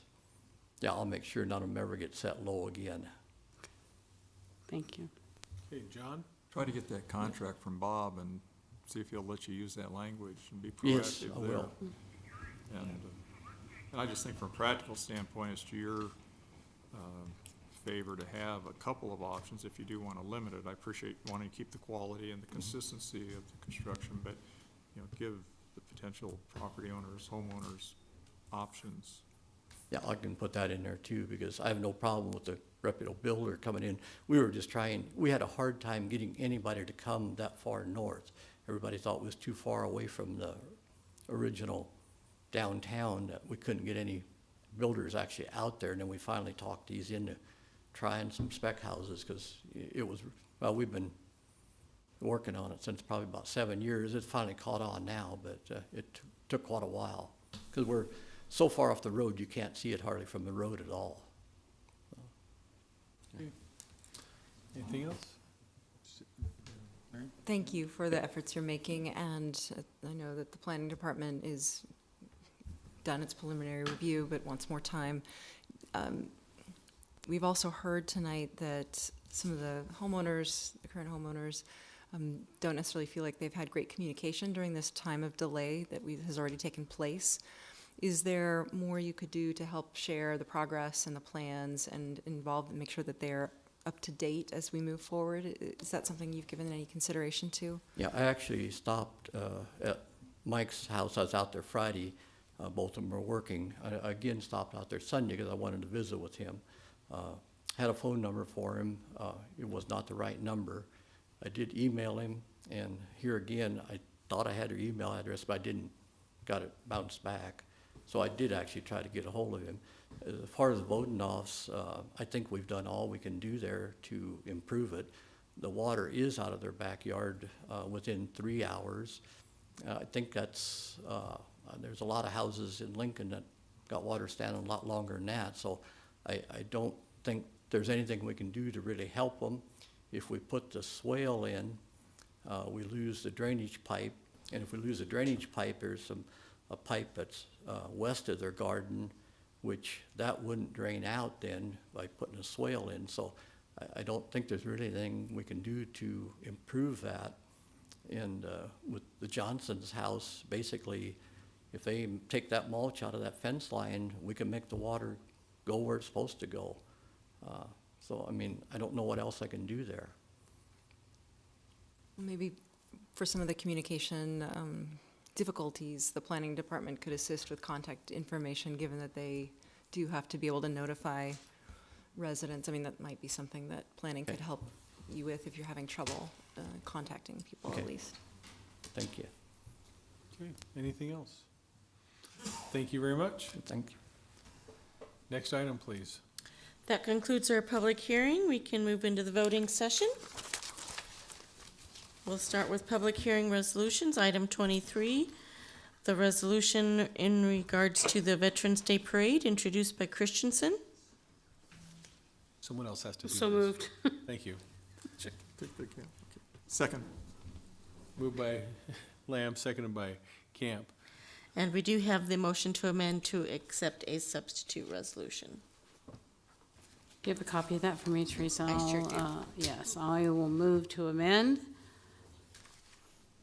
In accordance with the conversations we had today, the amendment says I hereby move to adopt a substitute resolution attached here to. Second. Okay. Moved by, the amendment moved by Cindy, seconded by John. Discussion? Yes. Earl. Thanks. In the substitute, line 13, there's a whereas that says, whereas the city of Lincoln believes that Northeast Lincoln would be a suitable location to serve as a focus for a Veterans Day Parade. We heard testimony from individuals saying it's not their most suitable place. Could we take that out, or it's a resolution? So Right. if we were to, the city were to decide, no, we should do something. And there would be nothing that would stop us from doing that? Yeah, this doesn't say it has to be. Correct. All right. Cindy? So, we love the idea of Northeast Lincoln, but I totally get what they're saying. And I think, yeah, I think that probably I think Lincoln is a suitable place to do a Veterans Day parade. And I think that it does give us an opportunity to move it around if need be, or if they like that, or if we decide to go downtown, or somebody wants to fund that. Steve Martin once says, "Be so good they can't ignore you," and I would say, let's not make this parade so good it can't be ignored and has to be moved to a bigger venue. Right, right. Yeah, we heard, That happens through public support, so. and I guess like when we had the last hearing, we heard folks that were asking, why don't you do it down 70th Street to the parade ground that's at the Vets property there at their parade ground. So I think, yeah, I like the idea of keeping that open. So. John? Do you have an So, amendment? I guess, what is the impact then of this substitute? Basically, it reflects the discussions we had with staff to limit costs at this point in time. Okay, and to reflect give it more flexibility in terms of exactly when and where the parade would take place. I guess as I read it, I'm not getting that. Well, it's just clarifying language to make it easier to do what the applicant would like to do in terms of the when, where, make it be able to be moved around, Husker football games. It could be a Saturday, it could be a Sunday, those kind of things. Well, I really appreciate the initial measure you brought forward and the whole concept. As you could see with the number of veterans in the audience as well as those who spoke, there's a strong concern there. And I think veterans are feeling more and more concerned in lieu of some national events going on, and that we're losing a little touch. We may give lip service, but we're losing a little touch with respect for those individuals who do serve. And that applies to, both veterans as well as current individuals who are on duty, and the recruiting of other individuals. And I mean, that's important to our nation's well-being. It's very challenging out there today with some of these spots. I'm not going to disagree with anything you say. What I will say is this is just a start. This is a beginning, a place to begin the process of growing a parade. Right. Carl. I would move an amendment to on line 13 that we remove the word northeast. Second. That's a location. There are other locations. Let in the planning process figure out where the best place is. Okay, very good. Would you remove lines 13 and 14? Just take the whole No, whereas. just the word northeast. Just the word northeast. Oh, That would satisfy that. I'd like to second that, and unless Okay. somebody did. So amending the amendment, moved by Carl, seconded by Jane, to remove the word northeast. Is amending a substitute. Amending a substitute, sorry. Yeah. That's right. Yeah. Discussion on the amendment to the substitute. Please call the roll. Want to say something? I think Larry wanted to say Oh, something. go ahead. I was just going to support John. Actually, I think that if you take out the word northeast, which I'm fine with, it just says, the city of Lincoln believes that Lincoln would be a suitable location to serve as a focus for Veterans Day Parade. I mean, the whole resolution is about that, so you could, I think, take out both lines if you wanted to, but I will support either Okay. way. Very good. So please call the roll. Camp? Yes. Christensen? Yes. Eskridge? Yes. Gaylor Baird? Yes. Lamb? Yes. Raybold? Yes. Schob? Yes. Motion carried 7-0. Okay, now on the substitute amendment. Camp? Yes.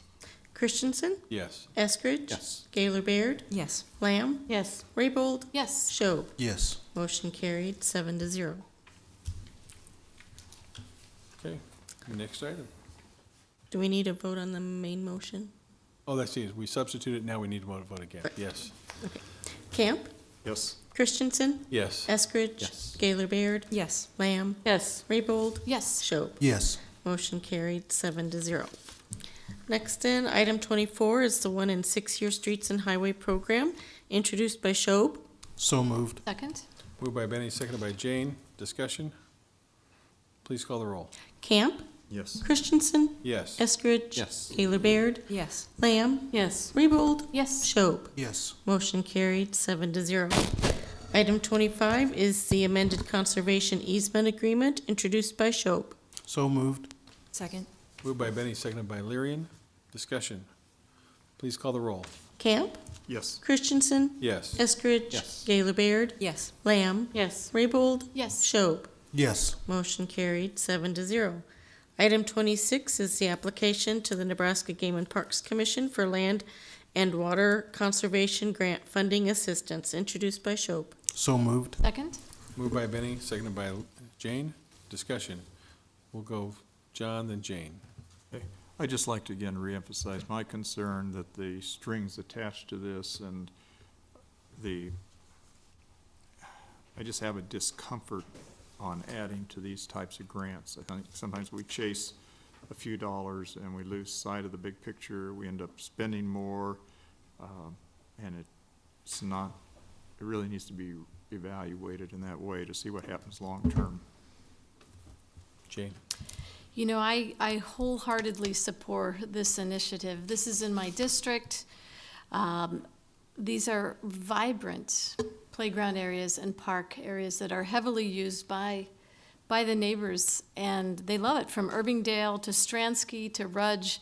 It's a vibrant, active area, certainly with the swimming pool, the tennis courts, and we recognize that it has been a park for over 100 years, and I'm pretty sure that it's going to stay a vibrant part of our recreation usage for at least 100 more years. And I think it's well overdue for some park improvements that the neighborhood and the Country Club Neighborhood Association is willing to step up and support. I think this is the type of partnership that we are so proud of in our city of Lincoln, where we have the Parks Foundation, Parks and Rec come together, and the neighborhoods come together because they recognize that it is a vital part to their community. I have to tell you, I grew up ice skating there, and my kids would come back to Nebraska for Christmas, and we would play broom ball when there was ice. So we have lots of bruises to show for that, but it's a great park. It is a beautiful part of our city, and I'm just thrilled that we're going to continue to maintain it. Okay, further comment? Lyrian?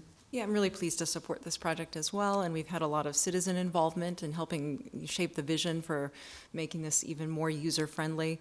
Just to your concern, John, I appreciate what you're saying about constraints and not wanting to accept constraints, but I think the real constraints in the parks are the stream channel that runs through it. I think it's actually one of the reasons most likely that these were turned into parklands, because it'd be so difficult to put housing or other development right on top of these particular parks. They've got culverts, like we said, running through them. So along with the stormwater management work that the Parks and Rec Department is accomplishing with the support of Lincoln residents, these improvements will make these parks even better than they are today. And I'm very pleased to support it. Okay, please call the roll. Camp, Yes. Christensen, Yes. Eskridge. Yes. Gaylor Baird, Yes. Lamb, Yes. Raybold, Yes. Schob. Yes. Motion carried 7-0. Item 27 is the public health nuisance abatement costs, introduced by Schob. So moved. Second? Moved by Benny, seconded by Jane. We do have a motion to amend number 1 to remove the property of 1112 New Hampshire. So moved. Second. Moved by Cindy, seconded by Benny. Discussion? Please call the roll. If I Get there? If I could, I just want to point out that this, my understanding is that perhaps this has already been satisfied, so that's why it's being removed from the list, so. Okay, please call the roll. Camp, Yes. Christensen, Yes. Eskridge. Yes. Gaylor Baird, Yes. Lamb, Yes. Raybold, Yes. Schob. Yes. Motion carried 7-0. Now on the main motion. That was the motion to amend, was to remove the claim of. There's Is it another one? Main motion? Okay. What is the second one, the attachment, please? I'm presuming the attachment is. Oh, yeah. Oh, They redid this. So moved. The attachment is all of the list of the properties absent the one that's Okay. mentioned. Second. Go there. Moved by Carl, seconded by Jane. Excuse me for a second, the motion to amend number 1 includes the attachment. If you read up there, it says listed on Exhibit A attached here too. Okay, it shows up in the agenda as two separate items. It must have been scanned and input, but I think we already It adopted. must have been scanned separately then, when it could have been scanned as one document. So we're good. So we're good. Now let's do the main motion. Okay. Camp? Yes. Christensen? Yes. Eskridge? Yes. Gaylor Baird? Yes. Lamb? Yes. Raybold? Yes. Schob? Yes. Motion carried 7-0. Next then, public hearing ordinances second reading are items 28 and 29. Public hearing ordinance third reading is item 30, change of zone 17011, introduced by Raybold. So moved. Second. Moved by Jane, seconded by Carl. Discussion. Yes, thank you. So I appreciate the progress that's been made, and, but I would like to make a motion to delay this for 2 weeks to get that review finalized before we actually take a vote, and hopefully there will be some conversation. So I'll make the motion first, and then I can talk. Right. So do you want to put a date to that? It would be October 30th, I think. Okay. Do you want public hearing and action? Yes, please. Second. Okay, moved by Cindy, seconded by Jane. Discussion? So, as I said, I think it'll give a little bit of time for communication too, and I do hope that the developer will communicate again with those homeowners. And I do appreciate the efforts that have already been made, and I know it took a while for the permit to be processed and so forth, but going forward, I think it'll just feel better if we can get everything, all our ducks in a row and so forth, so. Okay. Please call the roll. Camp? No. Christensen? Yes. Eskridge? Yes. Gaylor Baird? Yes. Lamb? Yes. Raybold? Yes. Schob? Yes. Motion carried 6-1.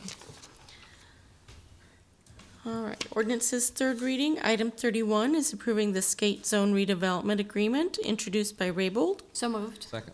Moved by Jane, seconded by Carl. Discussion. Please call the roll. Camp? Yes. Christensen? Yes. Eskridge? Yes. Gaylor Baird? Yes. Lamb? Yes. Raybold? Yes. Schob? Yes. Motion carried 7-0.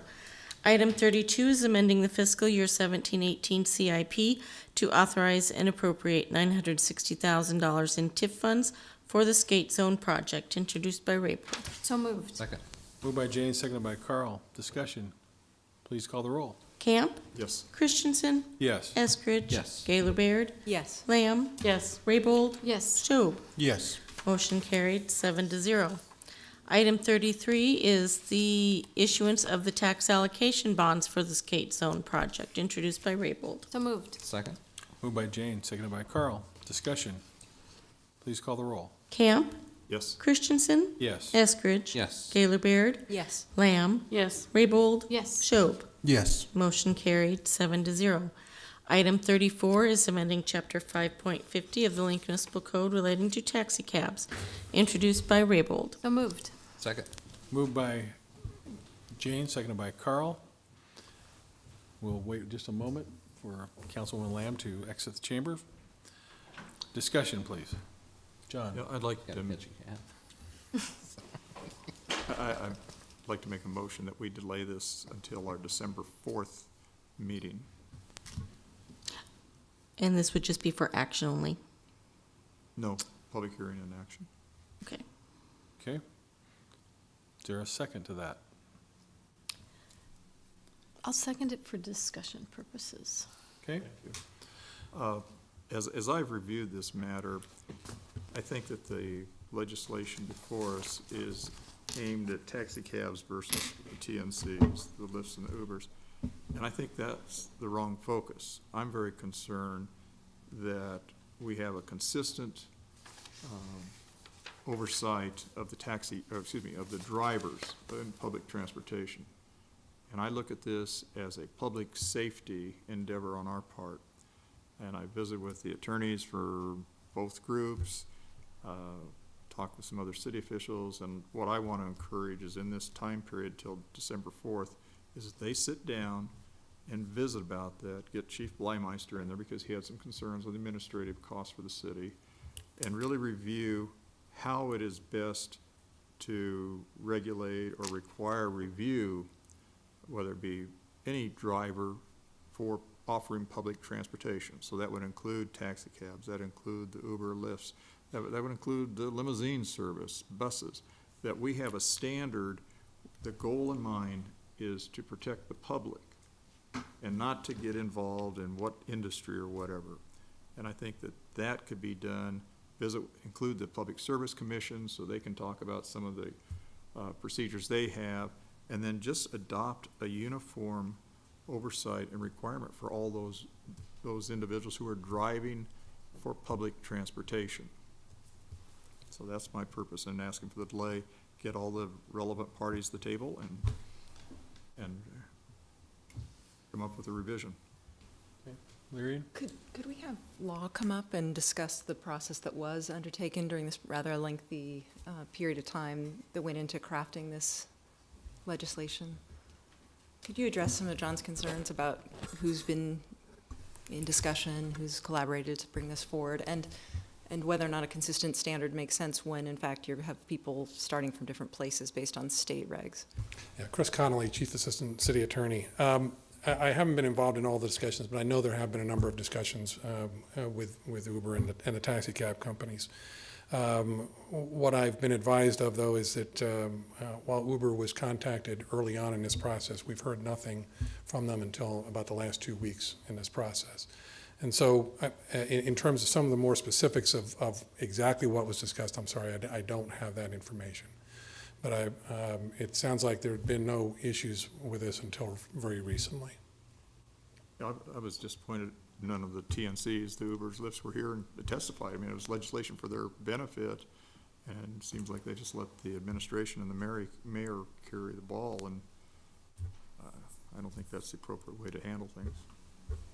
Jane? Chris, I don't know if you can answer this question or not, but Lyft and Uber have been operating in our state for a number of years. Is that fair to say? Yes, 2 or 3 years, correct. 2 or 3 years. And then it's my understanding, and we've heard certainly from a number of people, that they are being regulated by the Public Service Commission. Yes. That they have undergone sporadic audits during that time frame and found no violations of their criminal background checks and the other testing and requirements that they have in place for all their drivers. I believe that is correct. I'm not aware of any of those issues that have been discovered. They are responsible for doing all the background checks, and I am not aware of any problems that have developed as a result of that process being in place. Okay, other comments? Benny? I have a question. And kind of echoing what John was saying, it would be nice if we had a nice uniform when, right now, the Public Service Commission has kind of categorized them in 2 different categories. If we tried to unify a city, would we be in violation of state law? Tried to unify, I'm sorry, if we Yeah, wanted to unify. if we came up with some unified legislation where taxi cabs, limousines, and transportation networks were together, which would be a little bit contrary to state law, would we be in violation? Could we face any?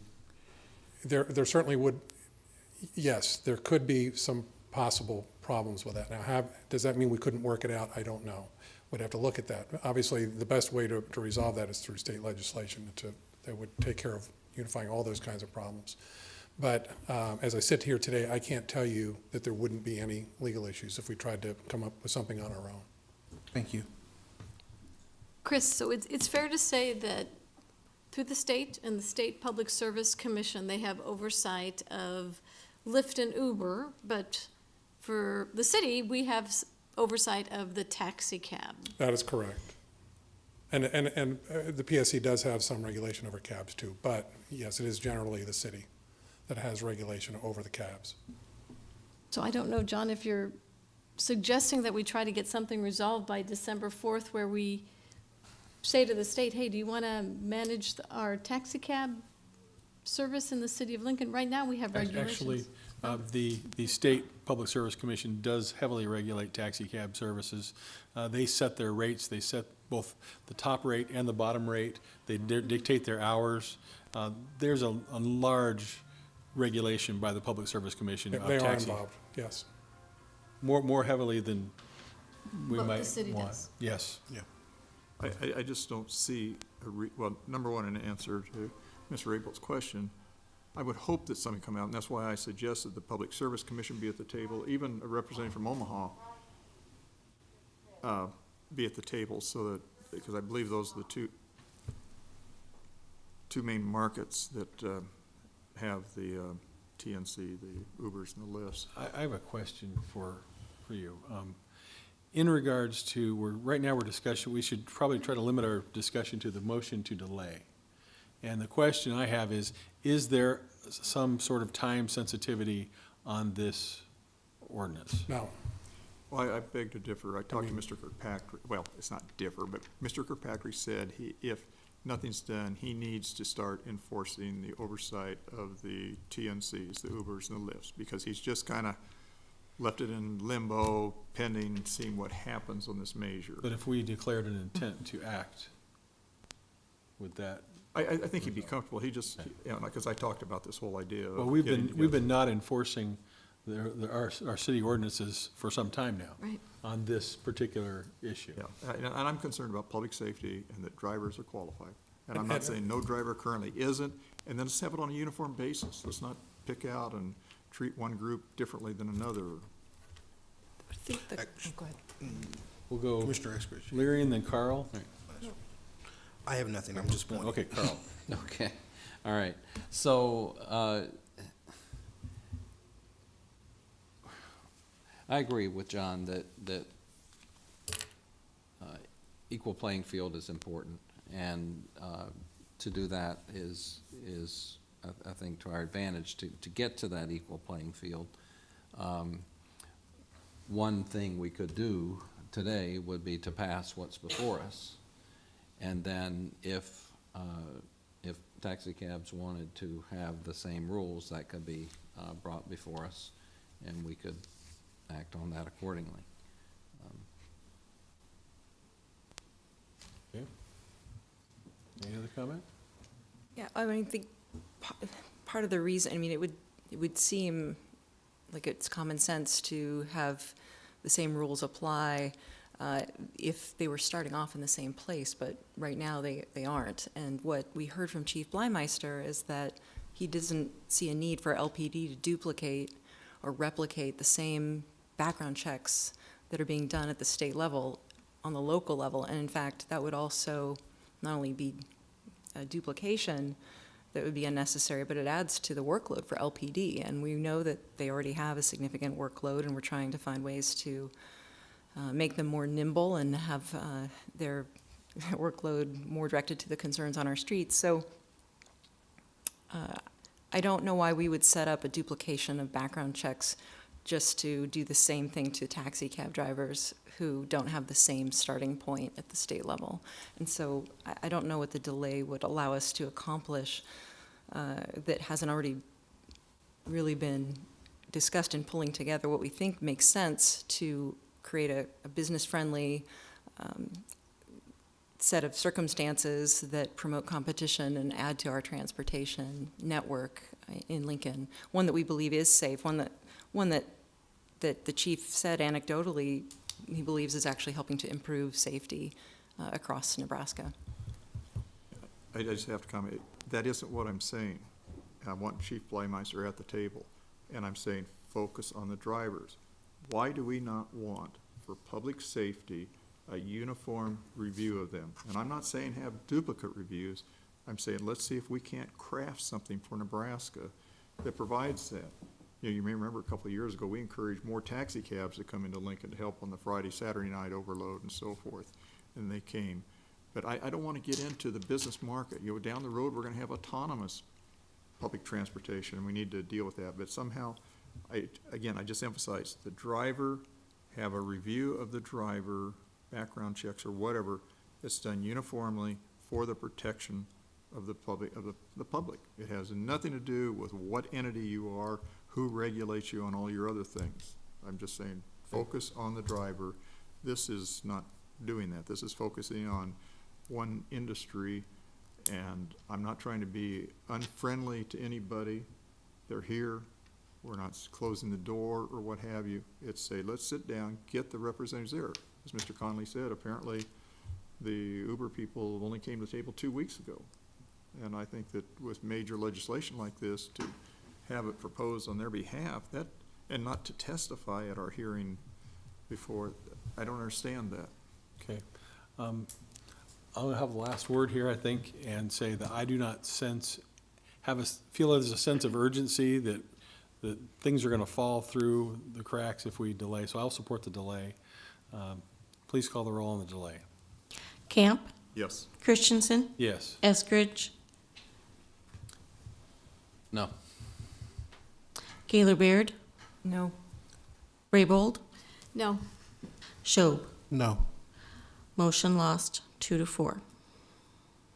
Okay, discussion on the main motion. And we've already discussed quite a bit here. So, Mr. Chair, I understand what John is saying, and our vote today won't preclude us having those continuing conversations about that. I think some type of uniformity. I feel the Public Service Commission kind of put us in a bind by breaking them into two categories, and we have to deal with that and get back on track. I think it starts there, and having them at the table would be a wonderful idea. You're putting this on the books and you're favoring one player in the marketplace over others. It's not uniformity, and they haven't participated in the process, which is disappointing. would you be willing to bring forward a piece of legislation that would then take a look at how we regulate taxi cabs for the city? I'm not going to support this. I think this is all wrong. We're not looking at the public interest, and we're not looking at the drivers, and that's the crux of it. Okay. Let's leave out what type of entity it is. That's not for us to do here.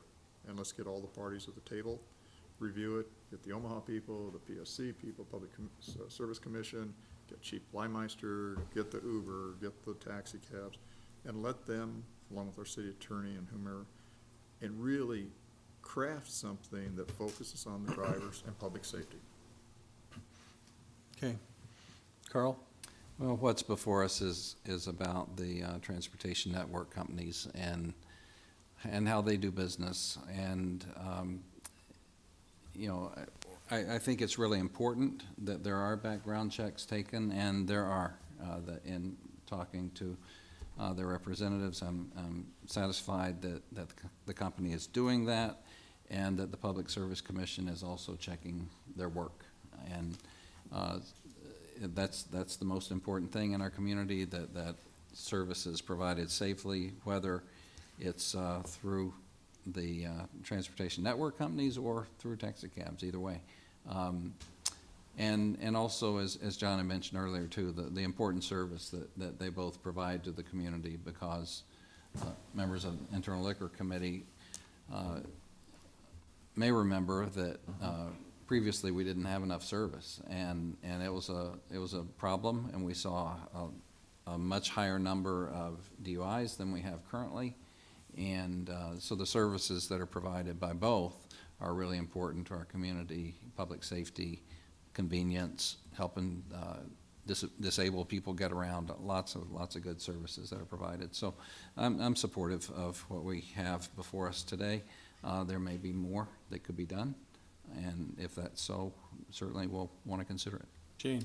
You know, I too am very satisfied that we're doing everything in the interest of public safety, certainly reaching out to the representatives and finding out that the Public Service Commission actually does the audits, and they are satisfied on behalf of public safety that Lyft and Uber are in compliance and that the drivers that work for them have undergone all the criminal background checks and are in compliance with all the regulations. So, and certainly with Chief Blythemeister saying it is a great market tool that they've brought to the city of Lincoln that has assisted with their efforts at making sure that those individuals that have over-imbibed are gotten home safely. And we have heard no untoward incidents of any violations of that trust that they have worked with the residents in the city of Lincoln. So I do support this. It's a different business model, and I think it's something that we can continue to talk about, and hopefully, John, you'll work with the taxi cab companies to see if they want us to do something more to make sure that, you know, I don't think government should be in the business of making sure that there's a level playing field in where the market actually makes these balances and corrections, but I certainly feel very comfortable that public safety issues are dealt with and that the public should feel good utilizing both services. Okay.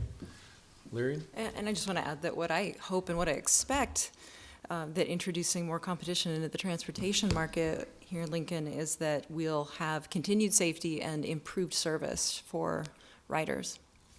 I absolutely understand what John is saying, and I agree with Benny in that this is a difficult situation that has been essentially handed to us by the Public Service Commission. And we find ourselves in the position of passing an ordinance that will probably benefit one business model over another, and that's really distasteful to me. I will support this for one reason and one reason only, and that's because Chief Blythemeister testified that it will be to the benefit of our police department. Please call the roll. Camp? No. Christensen? Yes. Eskridge? Yes. Gaylor Baird? Yes. Raybold? Yes. Schob? Yes. Motion carried 6-1. 5. Yeah. 5-1, thank you. We need Cindy back. Yes, we need Cindy back. Next then would be item 25, change of zone 17021. And this was introduced by Raybold. So moved. 25? 35. 35. So I need a second. Second. Moved by Jane, seconded by Lyrian. Discussion. Please call the roll. Camp? Yes. Christensen? Yes. Eskridge? Yes. Gaylor Baird? Yes. Lamb? Can I ask what I'm voting on? This is item 35, change of zone 17021. Okay, yes.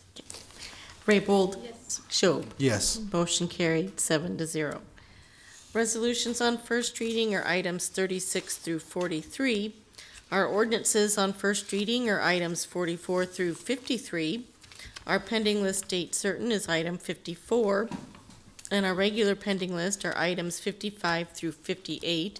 As I mentioned at the pre-council or directors meeting at 2 o'clock, item 58, we did have a request to remove this from pending for action only on October 23rd. So moved. Moved by Cindy, seconded by Lyrian. Discussion. Please call the roll. Camp? Yes. Christensen? Yes. Eskridge? Yes. Gaylor Baird? Yes. Lamb? Yes. Raybold? Yes. Schob? Yes. Motion carried 7-0. That is all we have for today. Today's It's open open mic. mic. Open mic. Oh, yes. Anyone wishing to address the council on a matter not on this agenda and not planned to appear on a future agenda may do so at this time. Mr. Chair, seeing nobody skipping forward here, I would move for adjournment. Second. Moved by John, seconded by Cindy. Please call the roll. Camp? Yes. Christensen? Yes. Eskridge? Yes. Gaylor Baird? Yes. Lamb? Yes. Raybold? Yes. Schob? Yes. Motion carried 7-0. We're adjourned.